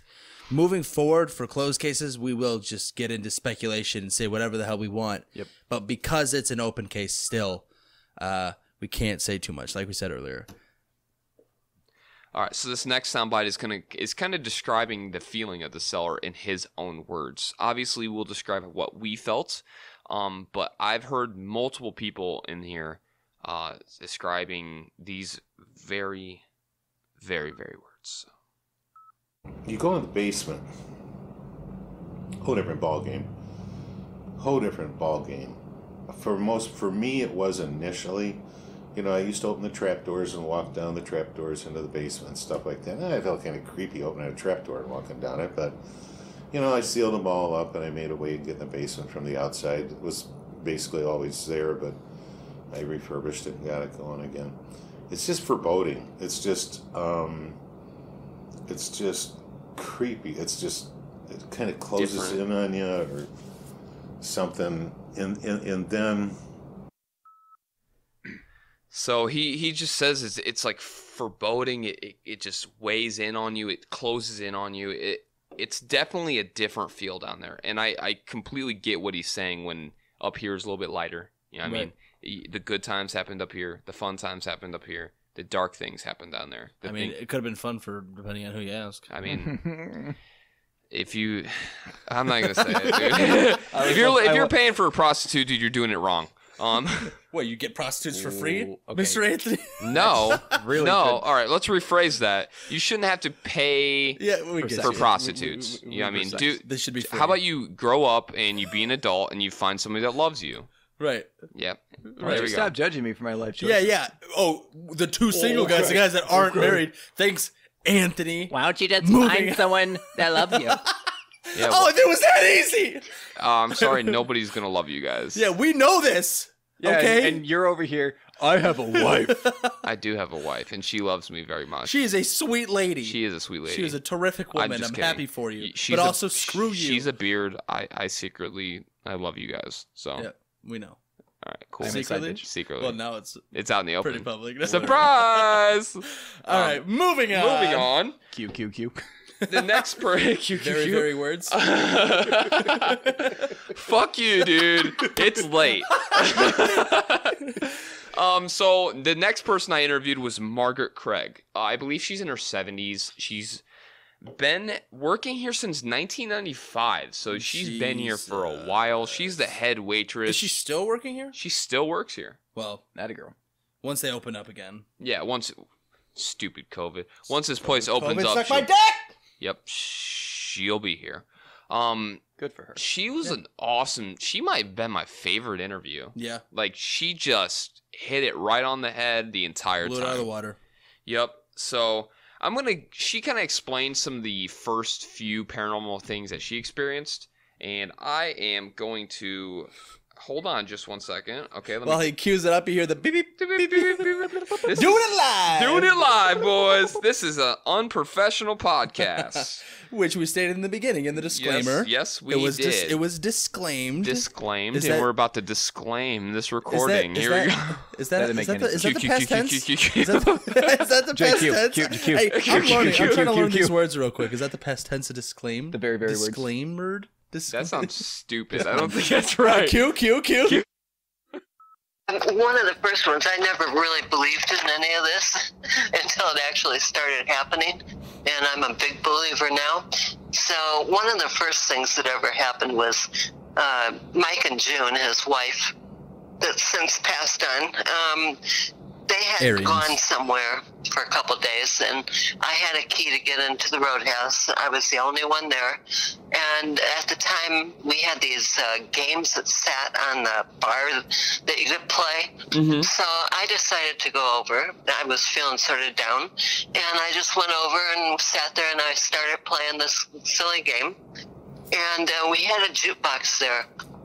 And all of a sudden, I had a favorite song on it. It was an album, okay? But this one song I just absolutely loved. And I had for a long time, and I'm sitting there feeling rather blue. And all of a sudden, the song popped up, and I thought, oh, well, that's nice, because it's called Random Play on the Machine. Mm-hmm. Well, it played the whole album, and nobody had put any money on. That's impossible, number one. It would just play one song. It's a random song, so I just thought, well, okay, it's odd, but it was nice. It played the whole album for me. And then to jump forward, I don't know how many years, the same jukebox, Mike was telling me that this one song, when he'd come in the Roadhouse, would play, like he'd walk in and he'd be there a few minutes, and it would pop up. And it was, there again, it's random play. It never plays the same song. And I asked him eventually what the name of this song was, and it was called After Sunrise. And it's a very eerie song. So it kept on doing this for, I don't know, quite a while. And we had this man that took care of the machines there. We call him Jukebox Joe. And we told him about it, and he was humorous. So he said, okay, I'll give you a new jukebox, because you're right, that never happens. And he brought in a brand new jukebox, and it took about a week, and the same thing happened again. So we told him again, and to make a long story short, he brought us two more jukeboxes, and then we just took the jukebox out for a long time because it was just too weird. So they went through 4 jukeboxes, all doing the same thing, all playing the same song over and over again, and it's that rising After Sunrise. After Sunrise. Yeah, sorry. I think the best thing I got out of that story was Jukebox Joe. That sounds like a dope guy to have on your side. Yeah, I know, dude. Yo, he's just got a slew of jukeboxes. You want a new one? Here you go. I'm Jukebox Joe. Back to the paranormal, you douche. Jay, grow up. Hey, it's Jukebox Joe. Jukebox Joe, yeah? Hey, you want a jukebox? I got him. I'm Joe. Real original name. Anyways, not only, I feel like that just reinforces the fact that the spirits here are trying to communicate through the jukebox. Yeah. I feel like that's kind of a popular medium for ghosts. To communicate through music. Exactly. And it After doesn't. Sunrise, that still weirds me out. Like, have you heard that song? Oh yeah, I listened to the whole thing. After It's you so told me, fucking creepy. Yeah. The whole thing. Yeah. So we'd play a clip for you guys if we could. Yeah, really. Do your research. Do your research. They're gonna be like, all right, we're done with this podcast. They tell me to do my research one more fucking I have time. to do too many things. It's After Sunrise by Sergio Mendes. Yeah, there you go. Research that. Just research it. But the fact that it played her favorite song when she was heartbroken, it was Unbreak. I believe it was "Unbreak My Heart" by Tony Braxton. Was Good the song. Was That's the my favorite song, song actually. and the album, and it played the entire album for her. So at first you're like, dope, and then you're like, what? What? And then you're like, please what stop. the fuck? I want to get off this ride. Mom, let me out. Roller coaster of emotions I'm on right now. But I mean, it just kind of shows that I feel like it up here is just different. You know, I think they're helpful. I think, definitely. Yeah. So we start talking a little bit, the jukeboxing. And if you're wondering about the audio quality, it's because he'd interviewed her over the phone. Yeah, sorry. She was 70 years old, and she didn't feel comfortable speaking with me face-to-face because of the COVID situation. Right. Perfectly understand. Which I completely respected that. I was actually surprised that she would even take the phone call because she was scheduled to sit down and talk with me right after Mike. And he's like, she canceled. And I was like, can you call her and just see if she'll do this over the phone? Because I really want to talk to her. Because he referenced her all the time. This is March. Yeah. Like, this is the girl that's in all the Marge. Yeah, the Marge. So I really wanted to talk Props to her. to Marge. And you're going to get a lot of Marge in this because, I mean, her stories are pretty cool. Yeah. So props to Marge, though. We're gonna go ahead and I really don't think this one needs much, I guess, context on it. It's just a cool story. So Q. Anyway, Stanley Skridlow had relatives, and a man and a wife came in. Here again, Mike and June were gone for the day. And this husband and wife, I presumed, walked in, and I just happened to be in the hallway by the front door when they came in. And I said, they looked confused, and I said, may I help you? And they said, is Mike Arians here? And I said, oh, I'm really sorry. He and his wife are gone for the day. And he sort of went, what? And I said, is there a problem? And he goes, well, I had a meeting with him today. And I said, oh, I'm really sorry. What is your last name? And it was Skridlow. And I went, oh my goodness, how odd is this? So anyway, they left, and I went in the kitchen, and I was telling my workers in the kitchen, I had a waitress there and the cook. And the cook was standing at the end of the cook line. I was leaning against the white cabinets and by him, and my waitress was leaning on the other side up against the ice machine. And we were talking, and we all had our backs looking at the cook. The two of us were looking at the cook, and there's a little, Mike will show you, there's a room off of the kitchen with a little wall coming out, and all of a sudden this water pitcher that's plastic somehow came off that high shelf around the corner of that wall, and it just flew through the air and landed right in the middle of all three of us. As I was explaining about Stanley Skridlow's relatives. Ghost was thirsty. It's Stanley Skridlow is what she was meaning, which is fine. Just wanted to clarify that for the listeners. So, to paraphrase, Stanley's parents come here to meet Mike. Mike somehow misses the scheduling, blows him off. They're upset. They leave. She talks to the other workers like, hey, his parents came here and they just got turned away. And then a plastic pitcher gets thrown around a corner and right into the middle of them as soon as she's mentioning the Skridlows. How old were they? They had to have been, they had to have been. What year was this? She didn't give me the year that this happened, but his parents, because he was 28 in 1948. Maybe it was grandparents. Maybe it was grandparents. Or not grandparents, maybe relatives. Just relatives? Sorry, relatives. Yeah. Maybe his grandparents, came from the grave, turned into zombies, and came out here. Right. Don't judge them. Don't fucking judge them. You do you. Yeah, if you want to zombie it up, dude. Zombie grandparents. Get at it, bro.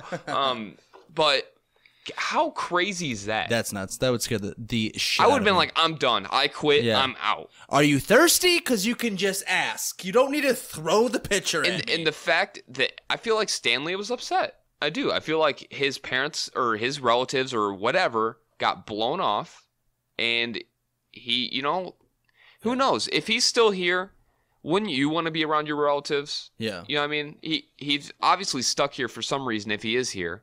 And they finally come in and they leave immediately because Mike forgets the scheduling. I'd be pissed too.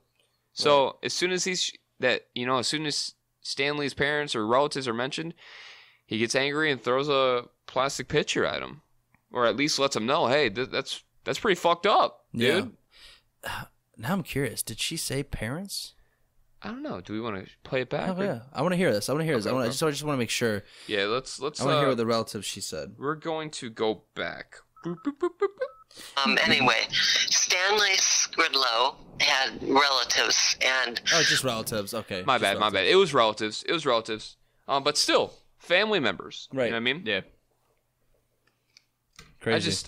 It's absolutely just bonkers. Bonkers. I asked Margaret exactly what other stuff was she experiencing besides these very unique paranormal experiences here. And she starts talking about seeing shadow figures by the front door, aka Ruth, smelling faint old perfume with no customers in the building. Jessica's Flowers. Antique old perfume, same smell in different locations at different times. Yeah. And just like a faint hint of it. It's Jessica farting in different rooms. That's what it is. My girlfriend. But like, My dude, that's girlfriend. just what the hell? Yeah, that's crazy. It's just, it blows my mind. And that's why I really like Margaret's, like, she's just so spot on with all of her storytelling. I asked Margaret who resides in this building, or who she believes resides in this building. And that's going to go ahead and lead me into the next transition. Q. Oh gosh. Well, we had a psychic lady who we likewise, I never believed in psychics, but if you ever met this lady, you never have to say a word to her. She tells you. And when we first met her, she walked in through the front door and sort of stopped, and she said something about who is so-and-so. Well, we had no idea who she was talking about. Mike thought she was crazy. And it turned out, to make a long story short, that it wasn't Mary Jane. It was a gal. She said it's Ruth. Her name is Ruth. Well, we didn't know anybody named Ruth at all. And after Mike had done some research, to make a long story short again, he found out that her mother's name was Ruth. And so I presume she sort of went crazy, I guess, for about a year after her daughter had passed, and was put away for a while because she just couldn't handle it. I can definitely understand how that could break somebody, losing their young daughter like that. Absolutely. So that was very odd, to say the least. And I also believe that the guy that we think that killed her is still in that building. Okay. Can you explain to me why you think that? Well, when we did the Dead Files, the show from the Travel Channel. So yes, the Dead Files, the Travel Channel, has all been at this location. Yeah. Here we are. This story here is bonkers, and this is where it's going to tie into the research. Yeah. So this is where the eggshells reside that we cannot necessarily. No, this is we're going to play it, but this is not what we're saying. This is a witness testimony of the Dead Files. Okay, the show that's already out there, public domain. Yes, but this is not. This does not reflect what what we believe, this is or not our the people opinions. who spoke to us. This is coming from someone else. Yes, so just keep that in mind. Completely different person. But it's still, I mean, kind of crazy that she just says the same story that Mike was talking about. Yeah. The psychic come in and just be like, "Nah, that's Ruth." And that's why I added that in there. Yeah, sometimes some of these are kind of overlapping. But when you have multiple witnesses, and these people weren't in the same room. Right. They were, she wasn't even expecting to talk to me that day. And they're coming up with the same stories, the same hauntings, almost word for word from each other. Yeah. It's just, it collaborates the story, and it makes me, and me being in the profession I am, I kind of have a pretty high bullshit meter. As a police officer. Yeah. Like, I can usually tell who's bullshitting me and who's, I guess, honest and legitimate. Yeah. And I don't believe Mike is bullshitting on this. I don't. I think he's excited about this, and that can. I'm not saying he has done anything. It can change what someone says. It can lead you into directions that maybe you normally wouldn't lead into. Right. But Margaret is. This was easily, like I said, my favorite. Yeah. Just because she was so blunt, so honest, and just completely. There's no reason for her to lie about anything. So from what I'm hearing and from what I've looked into myself, it looks like most of the sightings and hauntings here aren't even Mary Jane. No. Is she? So does she even? I don't know. I don't know. That is something that really was never answered. Yeah. Besides, spoiler alert, we didn't find anything about Mary Jane here either during our investigation. No, we didn't. we found something that maybe kind of pertains to this next part of this recording. From the Dead Files? From the Dead Files. QQQ? QQQ. Alrighty. She was standing down below, what we call down below, on the dance floor area. That's And in the she told basement, us... right? No, in the restaurant itself. Oh, okay. But there's the bar, and then I call it the down below. Okay, from the bar. gotcha. Okay. And she mentioned the fact later on to us that she had never been blocked from talking to dead people before. And we found that odd, and so did she, because she said it had never happened to her in all the years she had been doing this kind of work. And then later, when we were sitting at the table, they call it the reveal. We had the detective and herself and me and Mike. And they were going back and forth, and he got angry at her because he didn't think that it was the guy that... So, what does she mean by blocked? She means like something was stopping another spirit from communicating with her. So she knew, she could tell the spirit was there, and that... Another entity was stopping the communication or blocking the communication. And that's why she was so, like, baffled. Yeah. That there was something hovering over that other spirit. How does that look to a medium? I would love to, one of these episodes, one of these shows that we do, get an actual medium. Yeah. This. But yeah.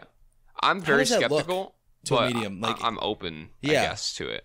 For a medium to say that they know the spirit's there and something's blocking it, are they seeing the spirit there and then another spirit just being like, no? Or how does that...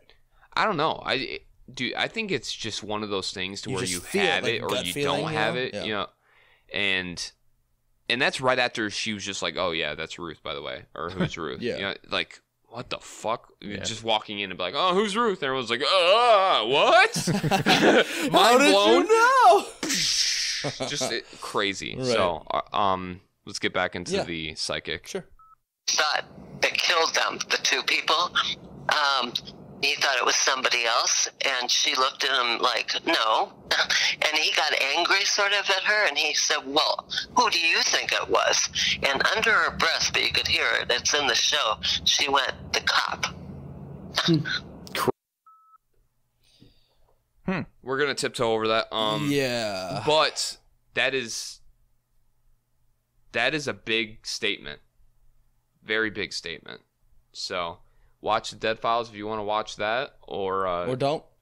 Just watch, or listen to this podcast. There you go. So, or do your research. Do your research. Yeah. So we're just messing with you guys on this one, saying do your research. Obviously, you don't have to do your research. You don't have to do research.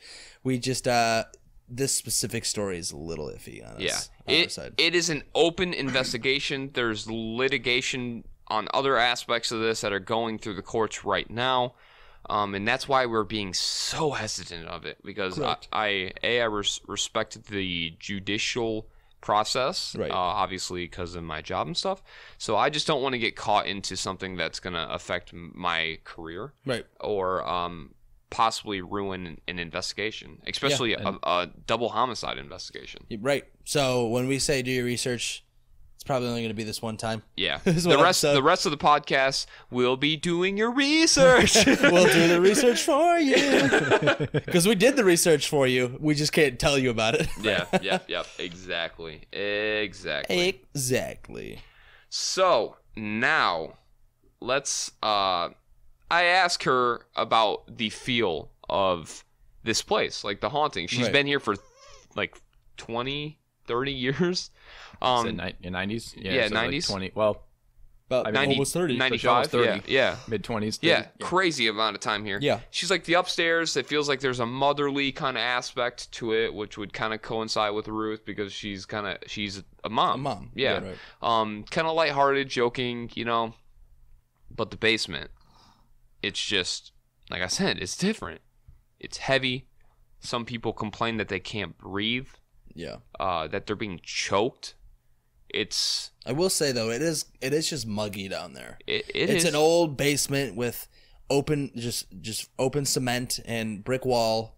Yes, but I think to the point to where people were being choked and they left. They left the tour that they paid for because it was too much. Fair. It's just let's just leave it at that. Yeah, let's leave it at that. But yeah, the basement is a different feel. Yeah, and I actually have her soundbite for that too. So Q. Oh gosh, likewise, years ago it was just Mike and me. Everybody had left. We were cleaning up, and we sat down at the bar, and it was very quiet. No music was playing. Nothing was going on. And Mike said to me he had to find something in the kitchen. And it was some kind of a pan or something. Sorry, I actually didn't Q that properly. This is actually the same story that Mike gave about the pot, and this is where I'm saying that they work hand in hand. This is the same story that Mike gave that Marker gave me from a different perspective. Yeah. So this is the pots getting thrown in the kitchen. So what was the one you were trying to play? I don't think I have that one actually. Oh, cool. What was that for? Yeah, it was just her describing it. It was her describing the basement, saying that she doesn't like it down there. That this is paraphrasing. She doesn't like it down there. The poker room and the butcher area, the meat storage section, is just really kind of dark and heavy. And if you're watching the YouTube version of this, we'll be popping up pictures for you so you can see them. It's just like kind of like what I felt like. It just I'm not a feel kind of guy. You know what I mean? I'm not psychic. I don't believe it, but I just kind of skeptical. But it's definitely different. And every time I'm like, it definitely feels different, everyone's kind of like, yeah. What would you guys say? How do you guys feel in the basement compared to up here? Oh, definitely eerie. I could easily, without feeling weird, walk around up here. Yeah. I still feel a little weird, but downstairs it's like in that basement. I don't want to be there. Like I feel like I'm trespassing. Yeah. Like I'm not supposed to be there. It's not a welcoming feel. No. What about you, Tyler? I mean, I don't like basements anyway. There's like a spider down there and shit, so I'm not a fan regardless. But spiders, boy. But no, it definitely did feel. It was a little bit heavier. There were a few places I didn't really want to be. At times, it wasn't too bad. It wasn't like overwhelming or anything, where like I'm gonna leave or get out of there. But yeah, definitely, it feels different than being up here. Like this doesn't feel as too creepy. bad. It doesn't feel as creepy. Yeah, like that's the thing. It doesn't feel creepy. Like it's just it does feel a little bit different. So yeah, all right. Let's get back into it. And he went and he came back, sat down, and he said, well, I couldn't find it. I have no idea what happened to that pan. And so we were sitting there, and about 5 minutes later, if that, all of a sudden out of the kitchen, there was just this horrible loud noise. Clang, clang, just a horrible thing. So we both raced in there to see what was going on, and every pan on that shelf had fallen off. All shelves. It was like 3 or 2 shelves. Wow. Everything had fallen out of there except for the one pan he had been looking for. Hey, Marge. That's a pretty like bass-backward way of doing that, Ghost. Yeah. Yeah, right, you dick. Yeah. Could just throw one of them on the ground. Same story. Yeah. Like literally almost word for word. And it's not like she's pausing to try to think, oh, how was I supposed to say this story? It's that story's been imprinted in her brain. Yeah, I mean they could have been telling the story for a long time. But still, yeah. Still. All right, that was it for Margaret. So what was that? That was it. That was it for Margaret. But that's a lot. What was Mike about to ask her? He was about to say something to her. I forgot. He asked her about it in there. Yeah, I can keep playing. Play it up. All right. Tell him. I told him that as well, but that's fine. Tell him about that music. That faint music that we used to hear all the time and still do from time. Oh, well, yeah. Upstairs in what we called his office in the barn. I was up there one day, sitting up there doing something, and you can't hear anything up there. and all of a sudden I could hear this real faint music, and and it was very old-fashioned music, and I thought, well, how odd is this? And yeah, so she hears old swing music, because here at the Stenhouse, what it used to be, they used to have live swing bands here. Yeah. And people would come from all over. And this place, from all recollections, was popping. Like popping. That'd be so cool. Hella popping. Hell yeah. Like are you kidding me? That'd be awesome to go like watch an old swing or jazz band play. And being able to actually like dance, like swing dance, would be fucking awesome. And being able to wear a top hat without having to say "milady" or like, or look like a douche, or a fedora, without looking like a straight douche. Yeah, you freaking hippie. Hey, if you like fedoras, more power to you. Yeah, you douche. This is a judge zone, so you're a douche. If that's also a disclaimer we should put out there in the beginning.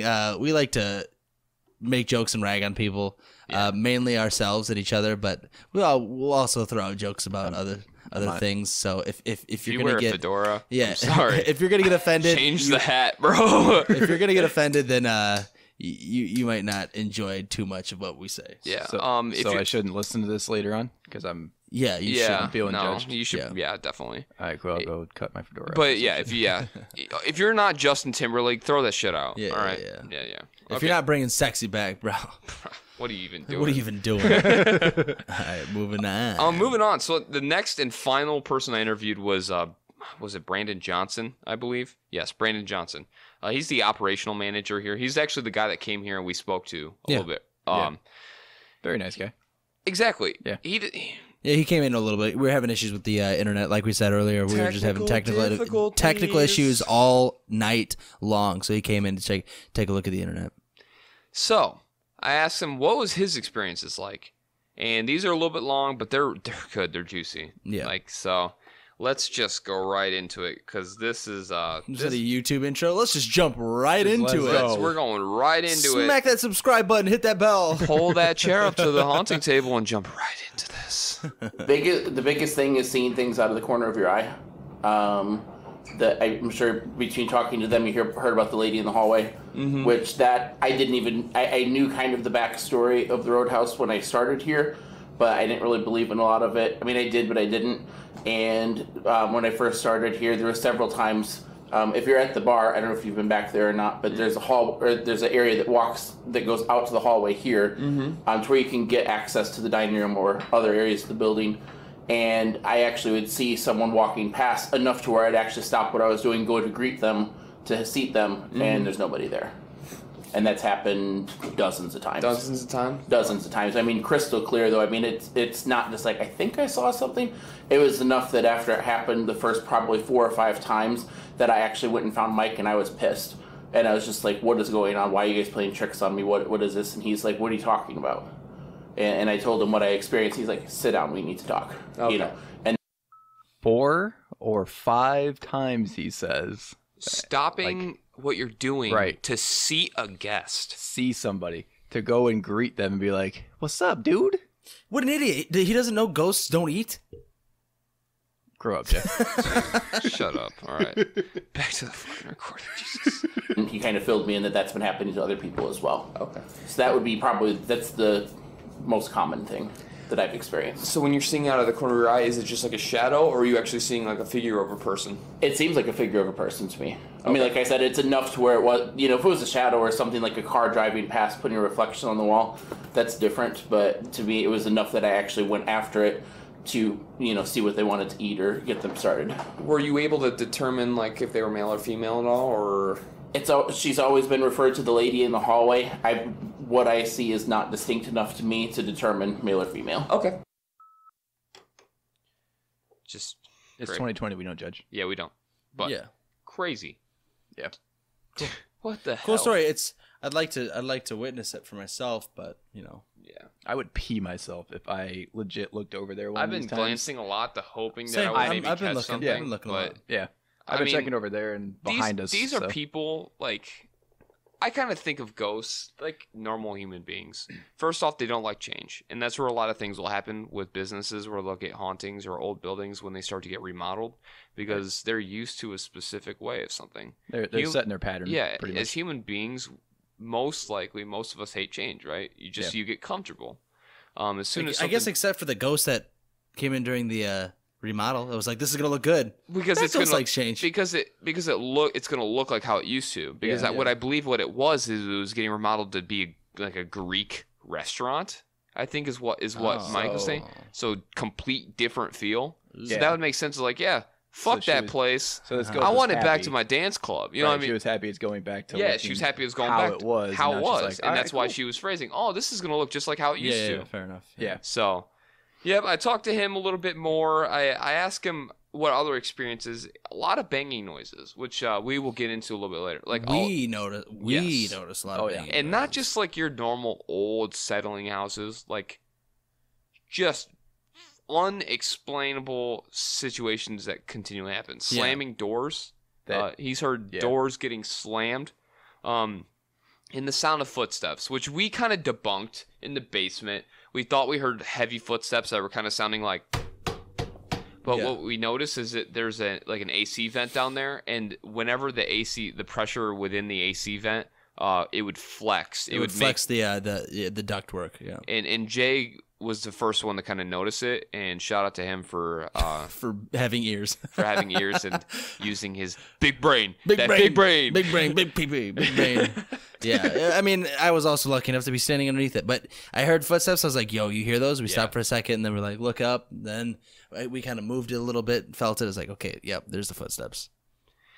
So I asked him a little bit more, and that's going to lead us into the soundbite of more hauntings that he's witnessed. It's kind of a short clip, but I felt like it was doable for something that you guys might want to hear.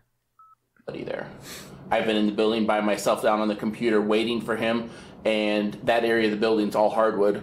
And actually hear what sounds like footsteps to me would be more of a male, but I guess it could be anybody. But that distinctive footsteps on hardwood, to where I actually say, "Hey, Mike, what's up?" and turn around, and there's nobody there. And that's happening where? Down sitting at the computer. Okay.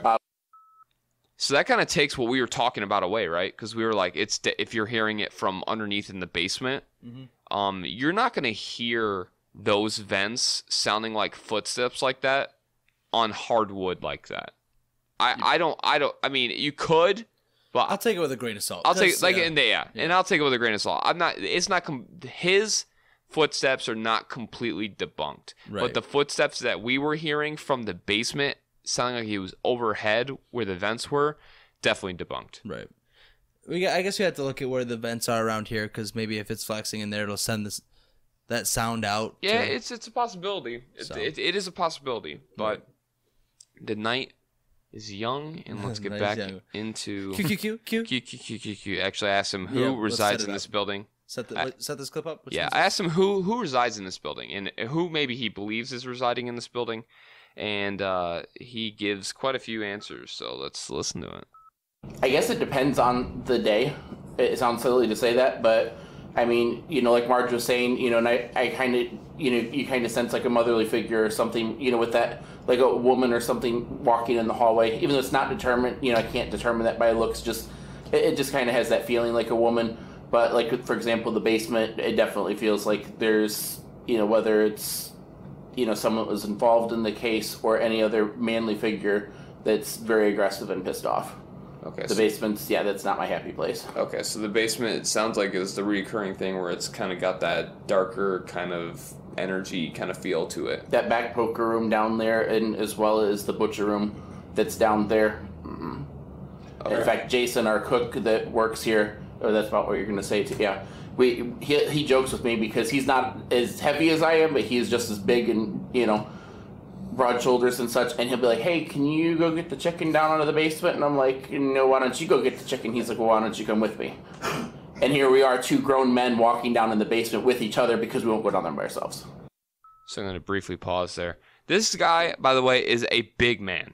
He's probably, 6'3", at least probably 270. Yeah. He's a big dude. Yeah. And he's having another big dude accompany him into the basement because they're scared. Yeah. Like, what the fuck?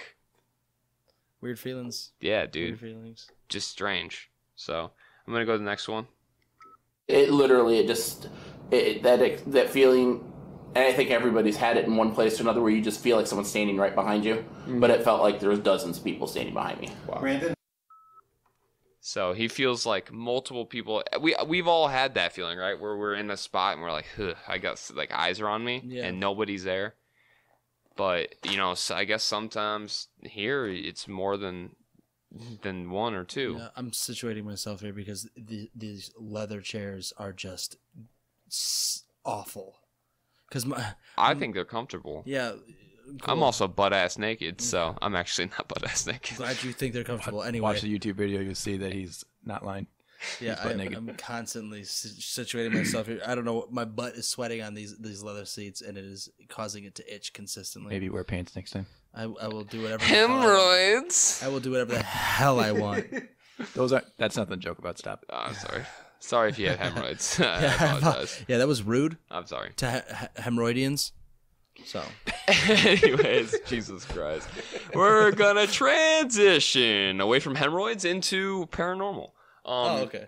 Yep. So they were worried, and then that's gonna lead us into our own investigation. Yeah. So that wraps up the clips. Yeah, that was the interviews, and I appreciate all of them that gave their time and kind of gave us their little stories. Yeah. Because the thing is, when you come out and like, oh yeah, I believe in ghosts, this is what's happening to me, you get a lot of backfeed of like, you're crazy. Yeah. You know what I mean? And to have the balls to just be like, dude, this is what I see. I know there's a ghost here and shit's haunted. I think it speaks volumes of credibility towards themselves. So, but agreed.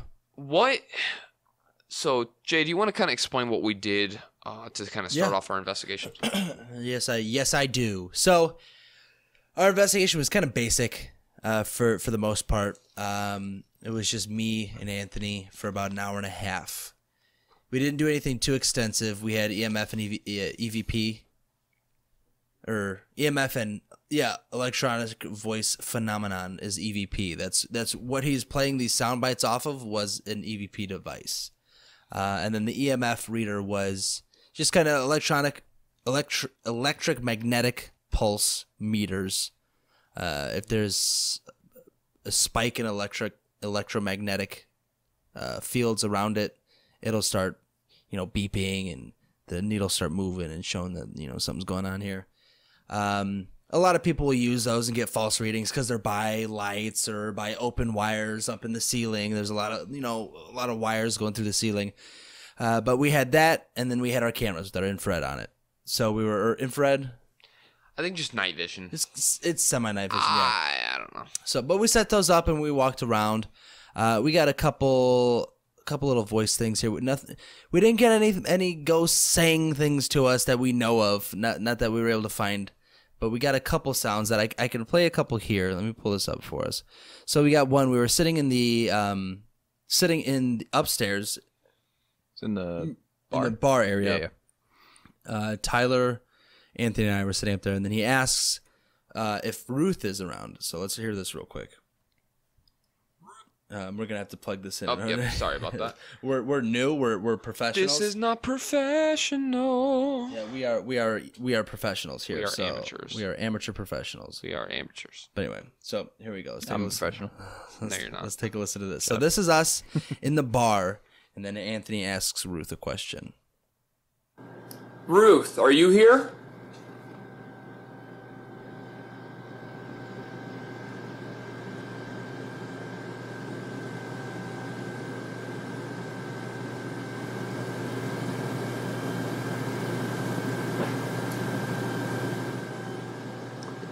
Really hard to hear exactly what that was, but for us it was relatively loud. So he asks Ruth if she's there. Play it again. Bring it back to just a little bit before the noise. That way people can. Yeah. So we sit. I'm gonna turn it up. I'm gonna crank it up. Enhance the image. Zoom in. Yeah. So he asks Ruth, "Are you there?" Pause. We're all standing still. Nobody's moving. Nobody. Yeah. There's nobody in this building. It's just us. Yeah, Jay was behind the bar, was not moving at all. Anthony and I were sitting next to each other on the opposite side of the bar, holding hands. Right, holding hands, looking longingly into each other's eyes. But yeah, sharing a shot of water. Yeah, drowning our sorrows. But yeah, no one was moving. Nothing. Yep. And then so here, let me play this. I'm gonna isolate it. I'm gonna zoom in. I'm gonna enhance it. Enhance. And then this is the sound again. One more time. So let me play it one more time. Just listen real close. So there's a little tap there. It's like a stomp. Yeah. It was. It's not like a. It didn't sound like something settling or shifting. It didn't sound like something kicking on or turning on. It sounded literally like this. Like that's literally what it sounded. And it sounded. Sorry. It sounded way louder in person. Yeah, like it really to the did. point to where we all froze and we like. Well, if you wait here in a second, just here, play it. So I'll play it. We'll play the sound again, and then I'll let the clip play through.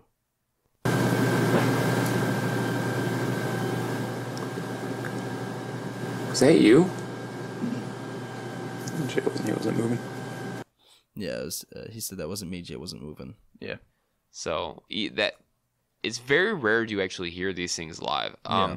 I'd probably say I'm the most experienced paranormal investigator in this group. I'm Mr. Investigator over here. I used to be part of a group up in Minnesota. Yeah. And did some cool stuff like exercising houses and stuff like that. And very rarely do you actually hear things live. Right. Like it takes a lot of energy for things to be moved, like poltergeist style, in the living realm, the living world, or whatever the hell you want to pronounce it, from like the spirit realm. Right. And I feel like that's why a lot of our batteries are getting zapped today, is because they were using a lot of energy moving things, throwing things in our investigations. Like we'll get to them, but we've had quite a lot of banging and you're talking about not today. You're talking about in your other investigations. No, I'm saying today. There was no. Well, I didn't witness anything moving or being thrown. I heard things being moved and thrown in. Well, that's something. Yeah, right? Yeah. Well, who knows what it is? Yeah. Yeah, that's something. It could be something. But in mine, it sounded like an object was thrown. Yeah. And we'll get to that in a second. But so that was that one. That was asking for Ruth, a little tap there. Now we are in the basement. We are in the meat locker. This makes it sound pretty bad. Yeah. The butcher's room. We're back. Oh, don't say that. I'm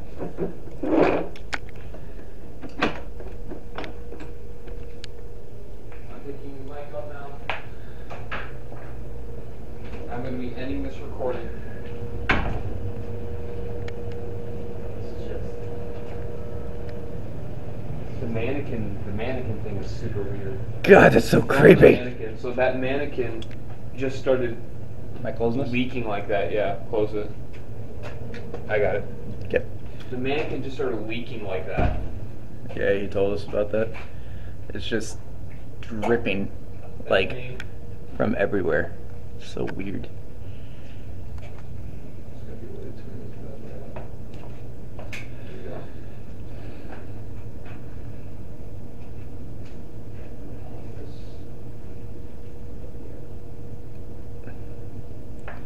Fucking mannequins. Dude, that's so... Oh my god. I hate that so much.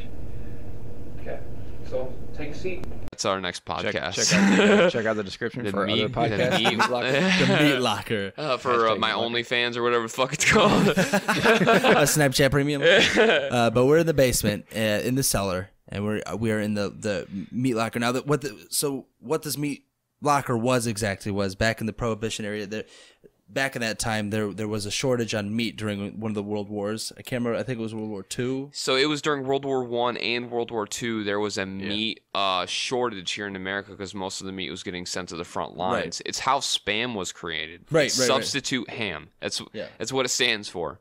So they had to make fake meat for the people here to eat while all the real meat was getting shipped overseas. So there was so they had like a little room down there. It was like a bootlegging for meat.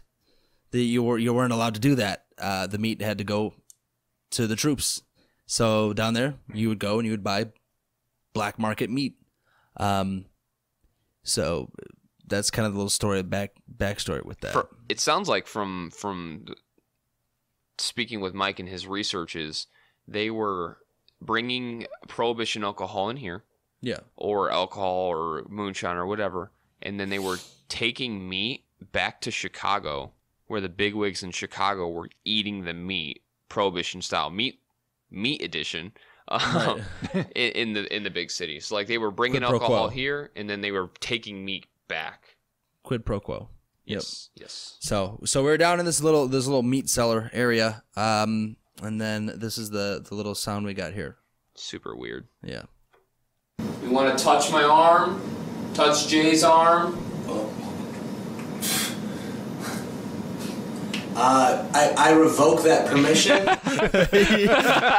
he just randomly. Pussy. You fucking pussy. He randomly volunteers me to be touched. It's like, bro, you can volunteer your goddamn self. Do you want to touch me or do you want to jerk Jay off?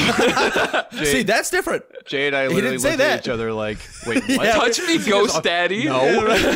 touch me, Ghost Daddy. So we start. Me and Tyler immediately look at each other like, the fuck did you just volunteer me to be touched? Who do you think you are? Like, why are you volunteering me for this? But anyway, so let's start that again. You want to touch my arm? Touch Jay's arm? I revoke that permission. Okay, don't touch. The only person that you are allowed to touch their arm is me. Hard backtrack. I am the only one you're allowed to touch now. Make a U-turn. Make a U-turn. Right.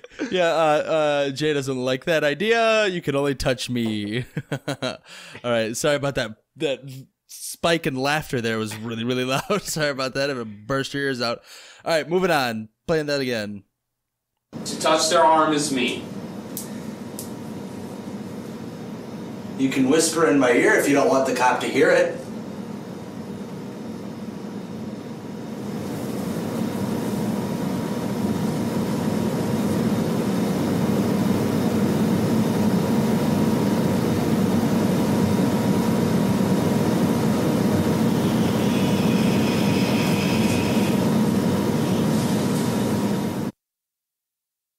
Right there. I don't know what that was. It's like a shh. Yeah, or it sounded like someone going, eh. The Grudge. It was The Grudge. I don't think it was less, and more like I think it was a little more high pitched. Yeah, I think if it almost sounded like a wheel, like a spinning wheel to sharpen a blade, like someone putting a knife on that spinning wheel. Did you do that, Mr. Armor Blacksmith guy? You do that regularly? Do you know what that sounds like? I don't. I know. I've seen movies. Like. Yeah, I know what it sounds like to put a blade on a rock. Anthony, yes. Okay. Play it one more time. Play it one more time. Let's see. Let's play that. You fucking medieval Neanderthal.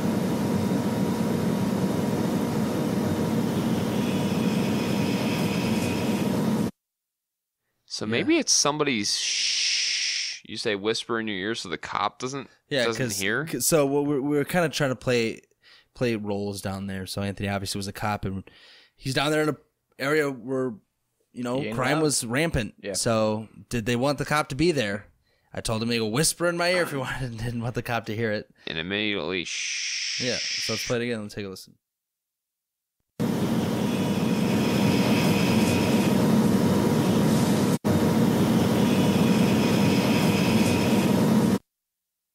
Yeah, we don't know what that was.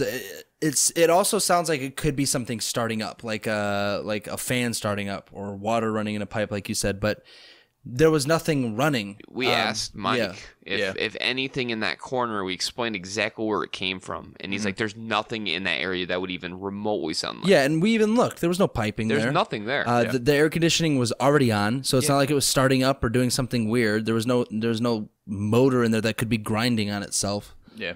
So. Don't know what that was. And we also haven't heard it since. Yeah. It was just one time. It was one time. And the fact that it was immediately after you, like... Whisper in my ear, Ghost Daddy. Whisper in my ear, little daddy. Yeah, whisper in my ear, Ghost Daddy. But yeah, so that sums up the sound bites that I have for what we discovered. Other than that, it was pretty dry for me. Yeah. I didn't really come across anything. I haven't gone through... I had a lot more... I guess, audio that I went through and that I tried to go through, but we just, time crunch wise, we wanted to get this done in one sitting. If we find anything after the fact, we'll put it and attach it to our YouTube video. Yeah. But mine was probably the most, I would say, in your face with it. Let me just find it real quick. So I don't have this one. This is not QQQ'd. This isn't QQQ'd. So how are you gonna find it, buddy? Skipping forward.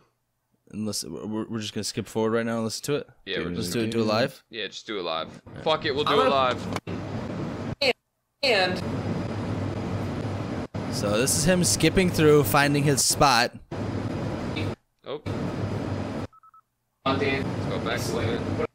But I was wondering if I could respectfully. How about you just plug your headphones into that and you listen to that? No, I got it. You already got it? I got it. Look at you. You're the man. Involved or not? I know that's your business. It's not mine. So what do you ask? So pretty much, I'm saying, Mary Jane, I know that you're not married and that you're not romantically attached to anyone, because she didn't have a boyfriend. She was she was just on a date. She was on a date. Yeah. It was the first date, so it's not like it was serious. It was maybe the start of something serious, right. But it was nothing to hold her down. Right. All right.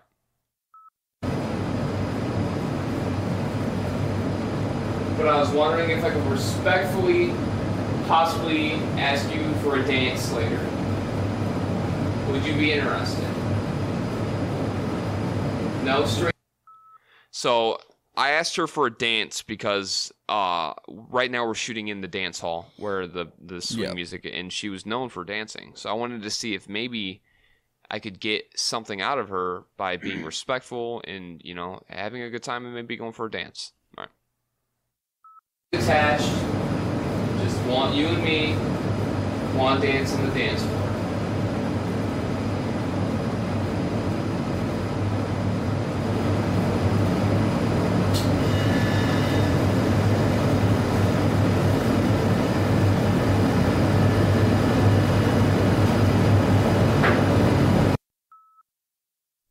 That is something being thrown in the other room that I couldn't find.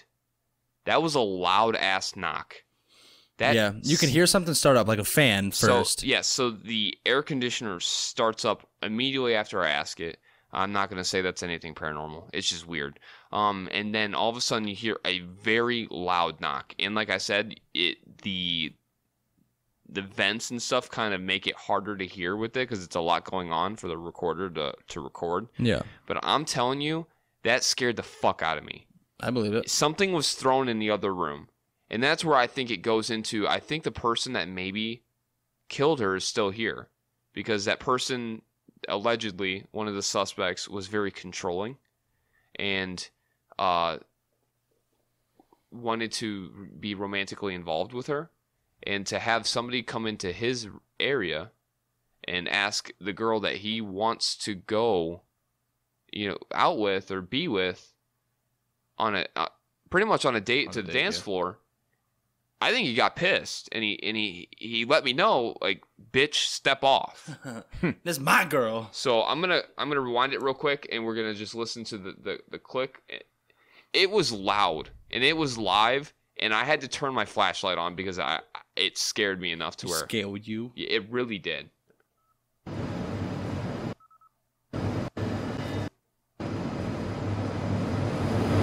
you're going to hear the AC turn on.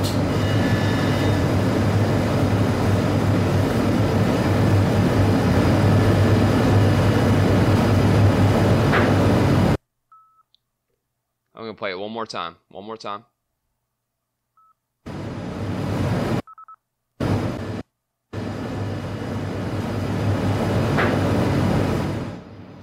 Sounds like a click. There's been a lot of like banging.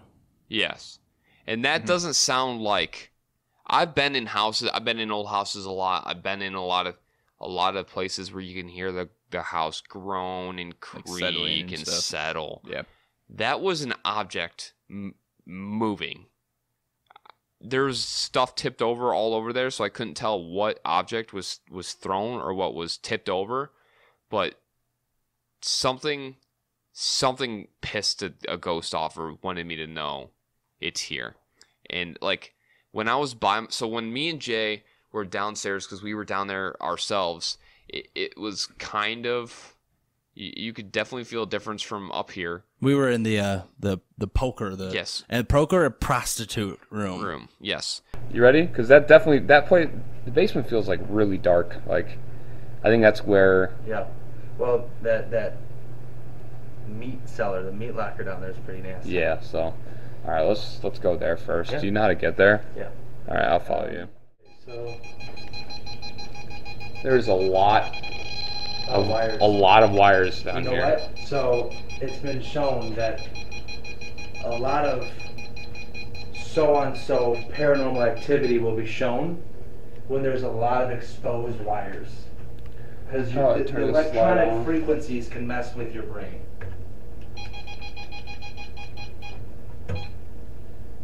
Just gotta remember to plug them back in. Yeah. That's just a pull. You just pull it at the base of it. You can see the little line. Yeah. But you just gotta. It's scientifically proven that a lot of these wires can really affect your brain. In the way you think, in the what you can actually have hallucinations from EMF. Yeah. Yeah, it's stuff like that. I mean, I'm not a huge fan of. I mean, this place it has a different feel to it. I'm not getting a ton of EMF in here.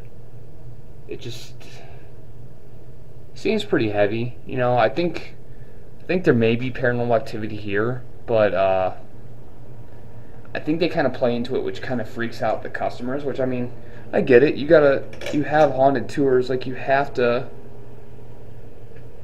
sell it. I mean, if nothing happens,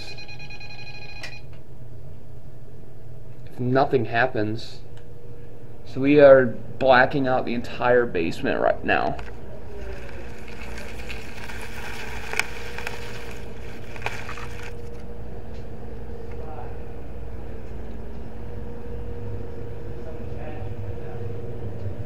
Why?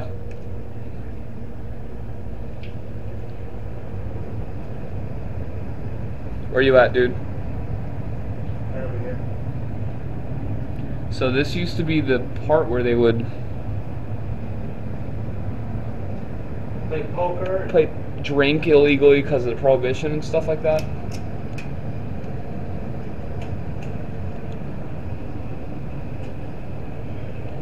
So this mirror, supposedly, you get spirits showing up in the mirror.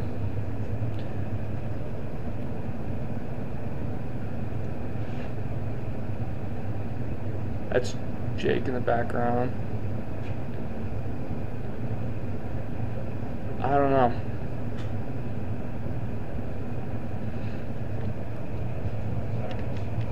You want to kill that red light there? Not that one. That one's wired back, and I gotta unplug it. Go back way back and unplug it. Okay.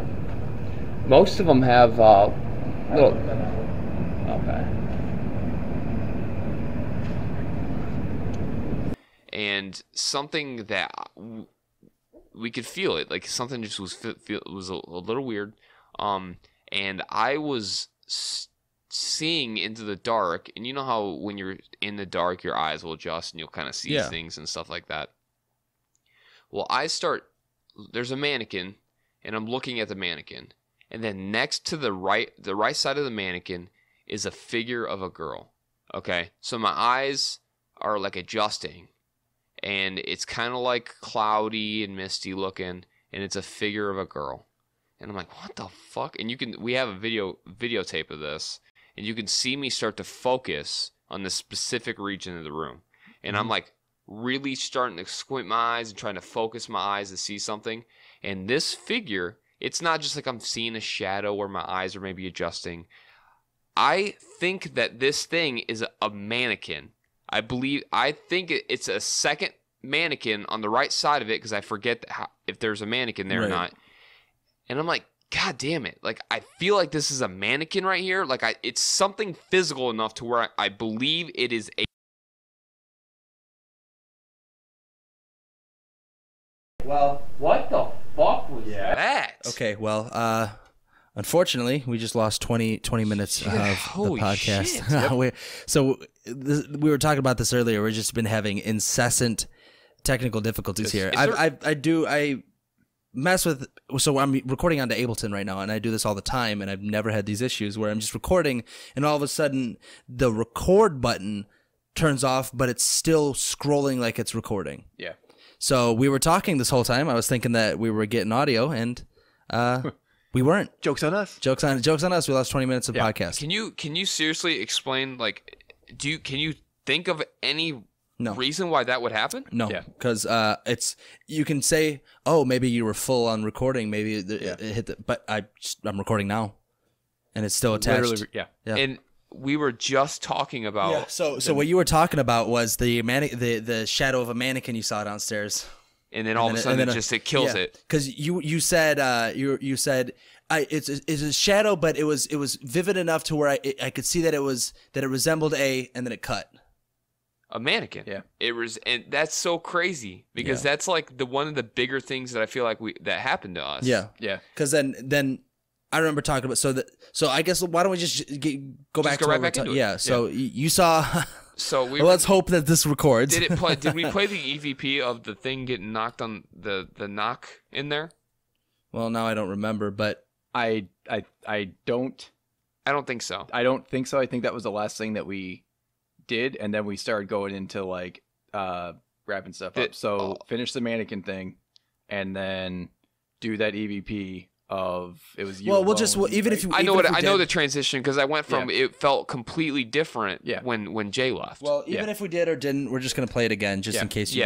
Because like Holy I said, shit, I want this all to be genuine. I want it to be so many things have happened tonight that I just cannot explain at all. Do you need help with that? For you to plug it in, right? I can hear it.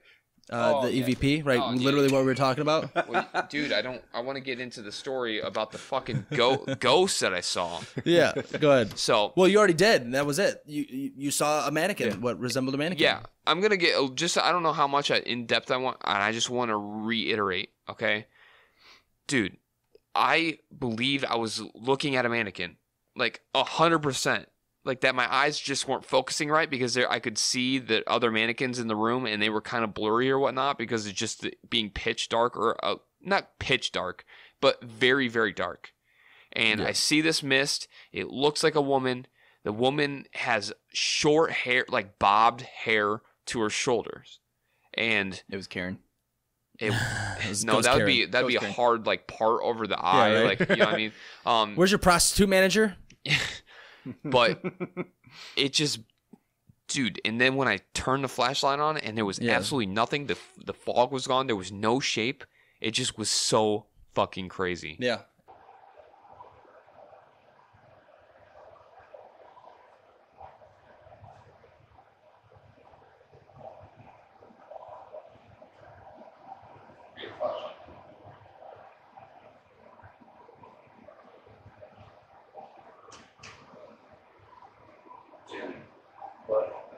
Not even joking.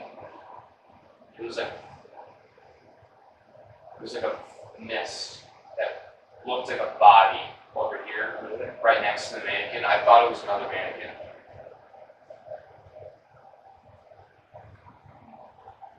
Well, it's been a big camera. It was weird. Like it was like a blurry mist, and I thought it was just my eyes not being able to see. It's at 12 minutes and 50 seconds. I thought my eyes were just, it was a mannequin and I couldn't. Well, that's what I'm seeing over there. It looks like movement, like traffic, like foot traffic. It looked like a female. Not even joking, it looked like a female mannequin.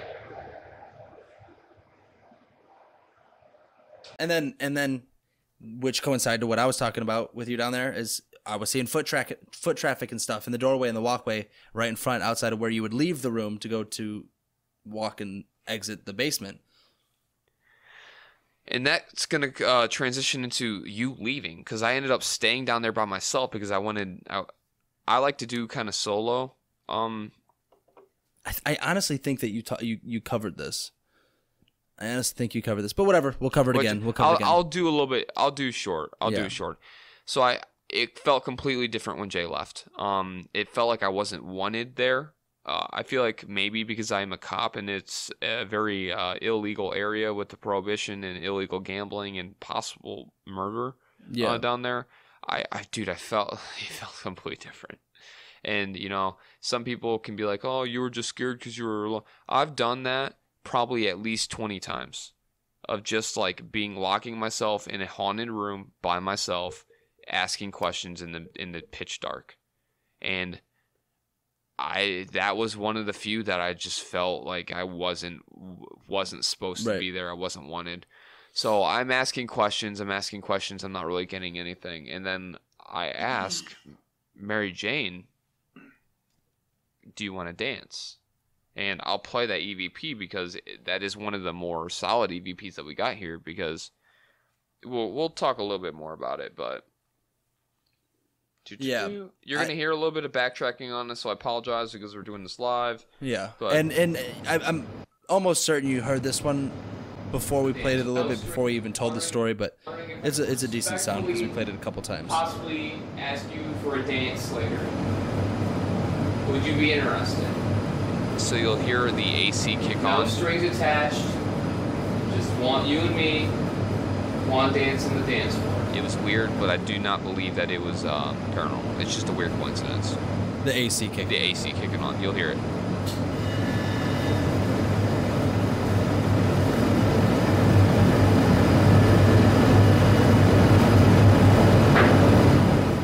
That is, I'll play it one more time, and then we'll move on, okay? But that is something being thrown in the corridor that Jay was like seeing shadows. Seeing shadows. Yeah. All right, one more. Sorry, I was talking over it. I'm okay. I'm a professional.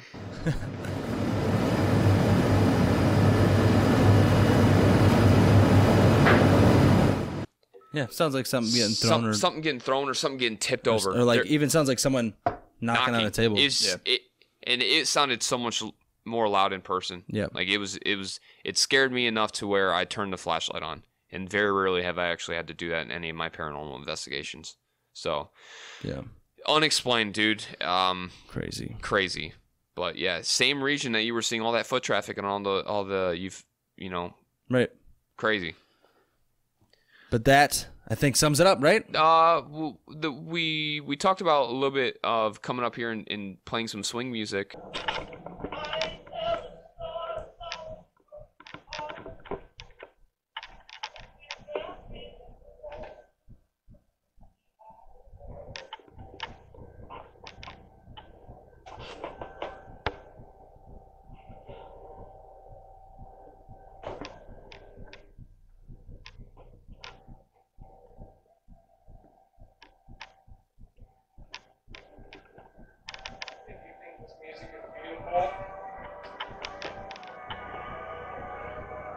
Can you say something into the mic? Can you make a knock on the wall? Can you show us that you're here enjoying this beautiful music with us today?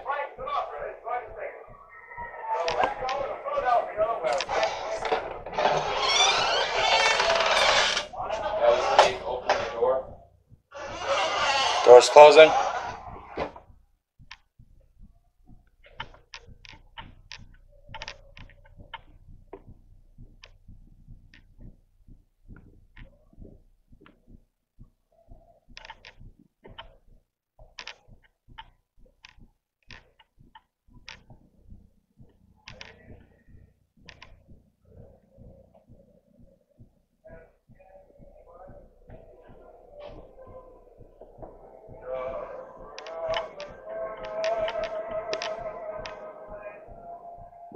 I hit a cold spot.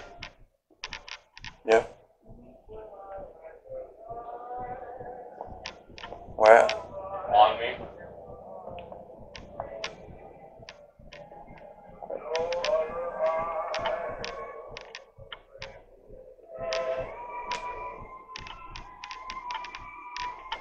And we wrapped up with that. We were just saying we towards the end we came up here.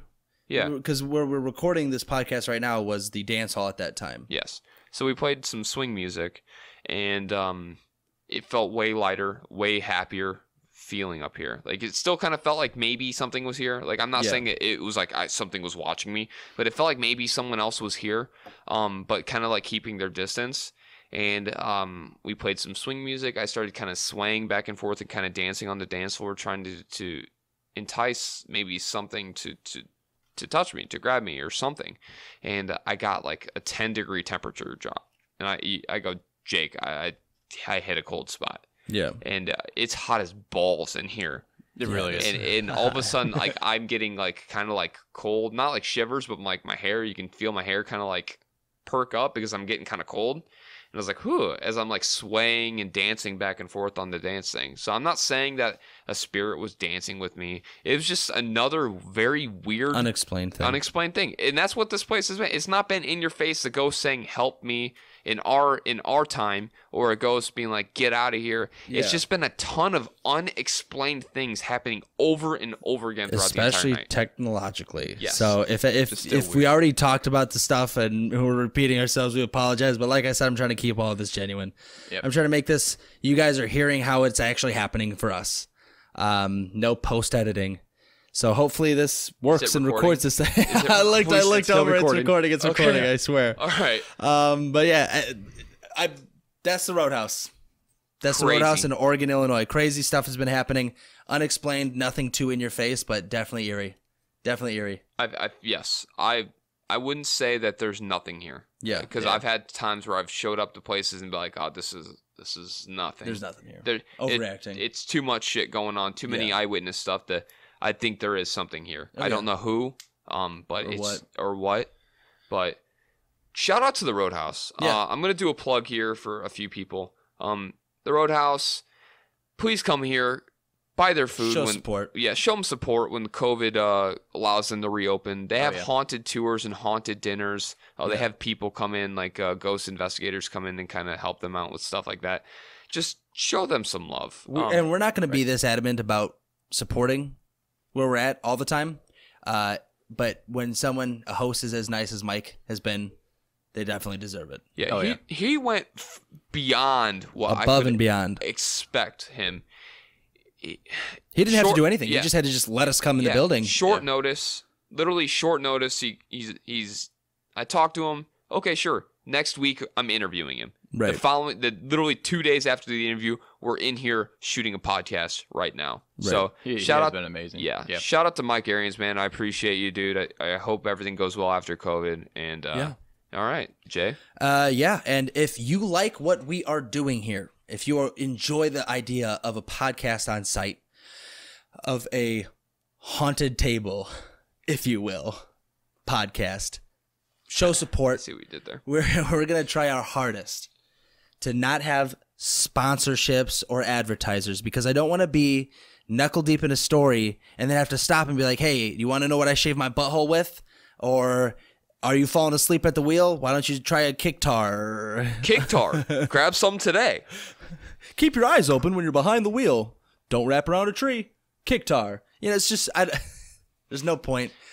For everyone that doesn't understand, we are not sponsored by Kickstart, but it's a fucking Kickstart can that's wrapped up in tape so that people when watching the video can see what it is, but not actually read the label. It's a Kicktar. It's Kicktar. It's a Kicktar. So. That's what we're drinking is Kicktar. So yeah, if you like that, the idea that we're doing, you want to see us grow, because I'm sure you will notice that we are not the best at this yet. This is our first go at a podcast where we are very, very new. So there's a lot of kinks and stuff we want to get out. But the only way we can do that is by continuing to do the podcast. And the only way we can continue to do the podcast is by your support. Your support. If you feel if you feel so inclined to help produce this, to get us on the road, to do more of these, go to new places, go to different states. You want to see us grow. If you want to see us grow. Yep. Get better, all that stuff. Yep. We appreciate anything. Anything helps. We really, really, really want to branch out. Can't stress it enough. We really want to branch out, and that costs money. So. Yeah, it does. It's not free. Check out paypal.me/The Haunting Table and give us whatever you feel we deserve. Whatever value for value, whatever value you feel you got out of the podcast, give it right back to us. It doesn't even have to be in monetary feedback. Value. Feedback. If you have go to our Twitter handle is @haunting_table. We just launched it a couple days ago. Same with Instagram. Yep. Head over there. Give us ideas that you might have of places that might be haunted. We're gonna try to stay away from big name, well known stories. Yeah, like we don't want to go to like. I mean, we want to go there, but we don't want to focus on like. Been there, done that shit. Yeah, you know what I like mean? we don't want like Alcatraz, Eastern State Penitentiary. Like we want to go there, but we don't want to focus on that stuff. Yeah. We love little places like this. We want to help get these stories on the map. Yeah, yeah. I literally was told by somebody on the Facebook page, if you lived in Sterling and Rock Falls or whatnot. I don't think I got it completely right, but shout out to the people that gave us tips and pointers on where to go. They said, "Hey, check the Roadhouse. I heard it's crazy haunted." I call Mike, and all of a sudden we're knuckle deep in a double homicide unsolved mystery. Double homicide. It's, dude, still open. It's still open. 80 years later. Holy shit! 80 like, years later. Just that's insane. Jumped right in, and I think I feel like you guys did a really good job with your research. You did as well, man. We all did. It was a group effort. I hate to give ourselves a pat on the back, but I really hope you guys enjoyed this as much as I did. Oh, so. I had a fucking blast.